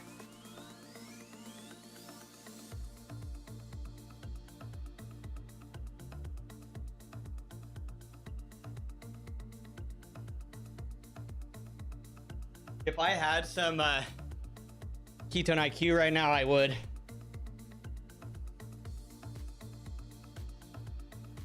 If I had ketone IQ, I really don't want to pop a Delta G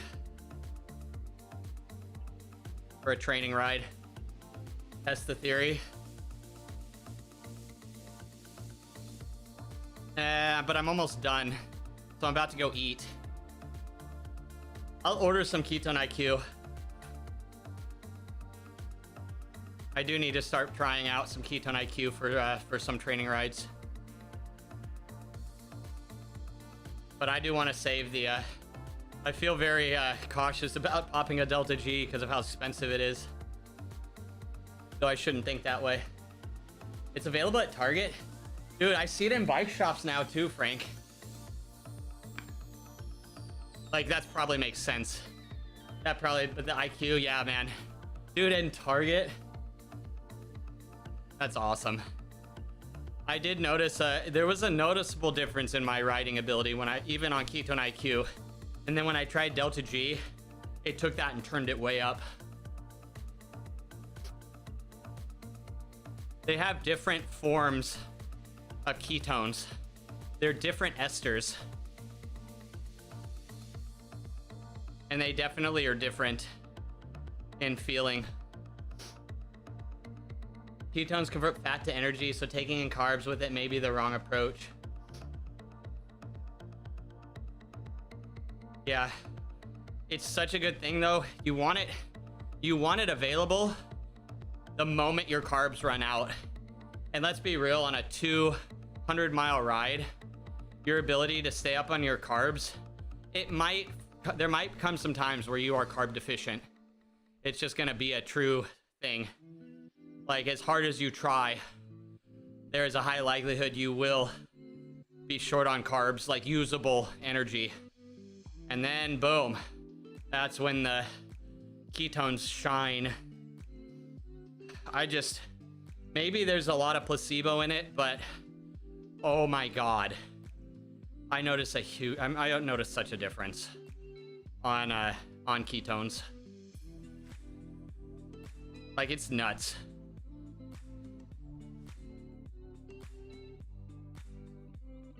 But you know what, Tracy? I think one of the best uses for it is truly for recovery. Like taking the therapeutic dosages that don't put you in like clinical ketosis, but like give you just that little bit of extra recoverability, I guess. Never felt a performance benefit for ketones. You have used it after waking up in the middle of the night due to a cortisol dump. Did it help for that, Frank? Because I have that happen on a semi-regular basis too. I just wake up and my heart's racing. That's actually a thing that I deal with on random basis, but semi-regularly. You think it did help? Yeah, dude. So I think you're highlighting a really good point in that as a therapeutic, like taking very small dosages every day or every couple days is really where it truly shines. I meant to say only carbs. If you're taking in ketones, it may also be a good idea to take in some fat. Yeah. If you are lean with low cholesterol, ketones won't really do much for you theoretically. Maybe. I mean, it might be a bit of placebo, but man, it did. When I make my race fuel, my jet fuel that I make with grapefruit juice, salt,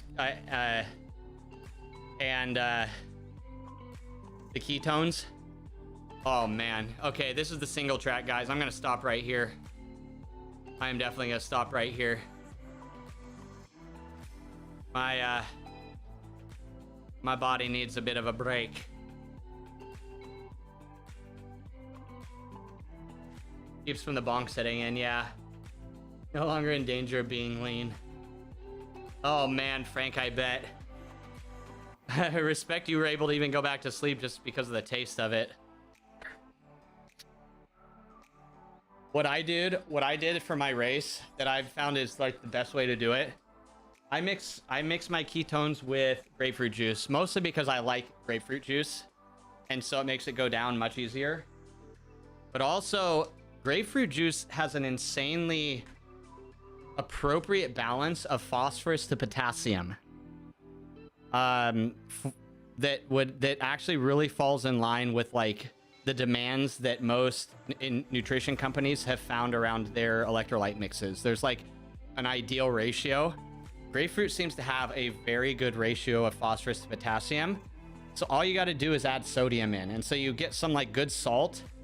You put like a few grams into your, your liter bottle, like 3 grams. I think it's around 3 or 4 grams of salt you add to the liter. And then it's literally like the perfect possible balance of electrolytes. And so like I have that, and basically every like 10 minutes, I'll switch bottles. I'll take my jet fuel every 10 minutes. In 10 minutes, I'll take that, put it down. And then in another 10 minutes, I pull out the pure water and I drink that, put that away every 10 minutes, jet fuel, 10 more minutes, water, and back and forth. The IQ isn't terrible. Yeah, it's all right. I honestly am. I don't mind too much. You're not supposed to eat grapefruit on your meds, or because of your meds. Oh yeah, I've heard of that. I've heard of that. Yeah, it's also much higher in electrolytes than a sports drink. But yeah, if you proportion it well with water, it's pretty good. Well, guys. Well, not bad, right? We did a solid 2 hours, and yeah, I was just underfueled. I definitely feel underfueled, but everything else feels good. Like my leg, I didn't feel like my legs were bonking. I just felt like my stomach was starting to kind of get a little uncomfortable.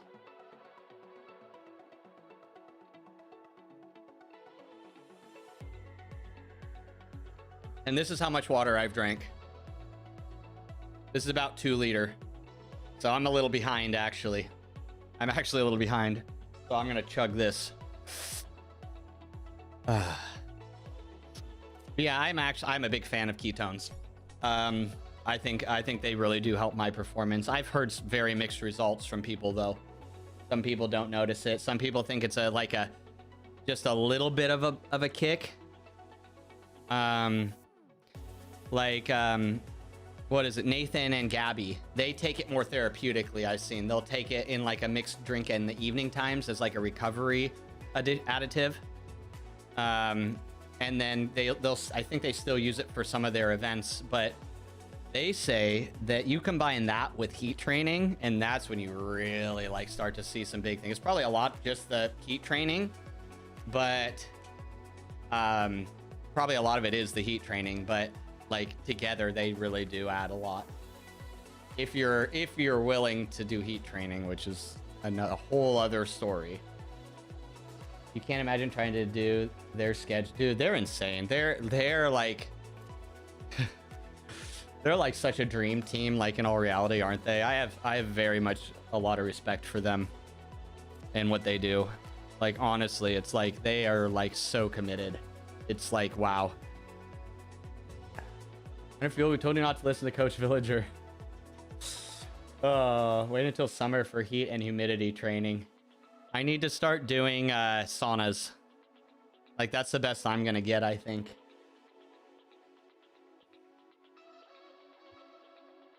Villager coming out alert just to get mad. That's such a Canadian thing to do.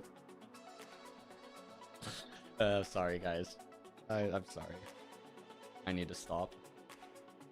1 a.m. Nathan Guerra is live. Next day, 11 a.m. Nathan Guerra is live. Dude, he's wild, man. Heavily respect. And Gabby, dude. Gabby doing her 4-hour at 4 watt per kilo rides. What the hell, dude?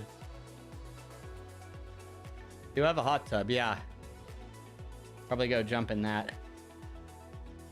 To be a Sonic clone. Exactly. I taught when I was out in Memphis. I educated, let's say educated, people on the ways of Sonic Lonku. I was giving them some multicultural exposure. Because that's all you really need to know about that area of the world, right? I feel like that is about it. And the word Panamese. Everything else is just kind of bonus. And a nice bonus. Oh man. Ray Space. Ray Space been jumping on stream at all recently? Or is he just like adding these amazing emotes just because? Boy, what you mean? You gonna poke my... These people looked at me like I'm crazy. I'm like, I am just trying to teach you about another culture. Don't judge me.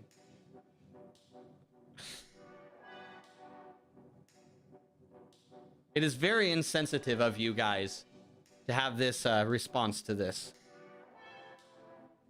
He's raid tired. Or is he just race starting? Dude, it's tough. Like, raid tired and race starting at the same time. Oh, wait, hold on, hold on. I have to flex my emotes since I have them. And you guys don't. Oh, wait, I can't. Oh, I lost my emotes. Wait, where are they?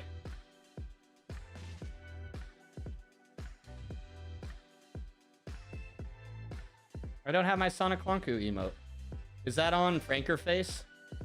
Maybe it's on Frankerface. Yeah, where'd it go? My Frankerface isn't popping up on Twitch right now. Probably is that. Anyway. You haven't even seen him on iRacing. Yeah, I've seen him around chat. I think he's doing workouts and things just off stream. Maybe I'm just lying to myself, but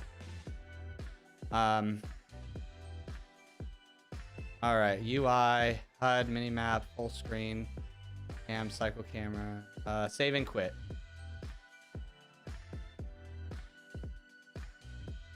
Download fit file so that I can add it into my Strava.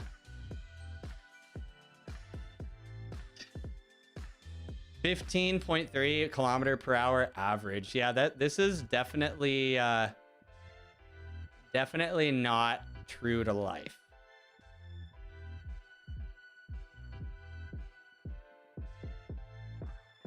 Anyway, I don't care. I'm gonna switch it next time to road, and it'll probably make a bit of a difference. But yeah. Anyway, let me find you a home to get nestled into. Is Bullet streaming? Bullet's streaming. Who else is streaming? Probably send you with a Bullet, though. Gabby's streaming. Holly's streaming. Hard Claws is streaming. Flobber's streaming. Nathan's. Texas is streaming, guys. It's good to see. There's only one I want. I love you, Pookie. ODZ is streaming. We got Andy streaming with ODZ. They're doing ZRL. XDC. Oh, Dean's streaming. Let's see. Bullet's been on for... Bullet's been on for an hour 19, so he's just starting.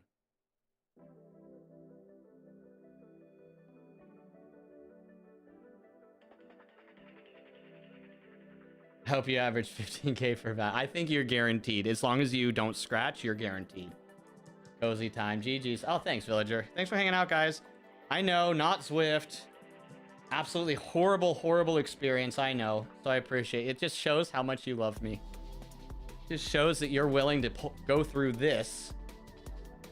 Just to hang out. I appreciate that. Holy.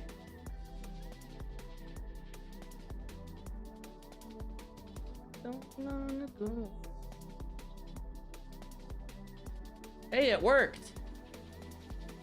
Emote worked. That's actually sick. You get my free emote. Anyway, guys, we will be back on next week. It's Thursday already. That's so weird.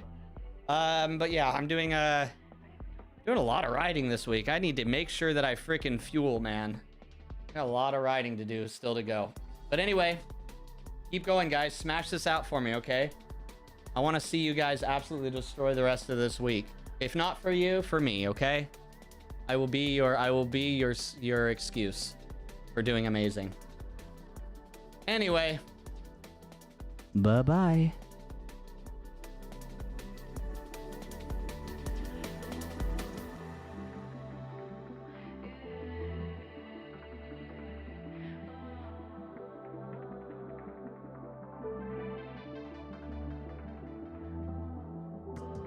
Sit on it and spin. Wait, that wasn't muted.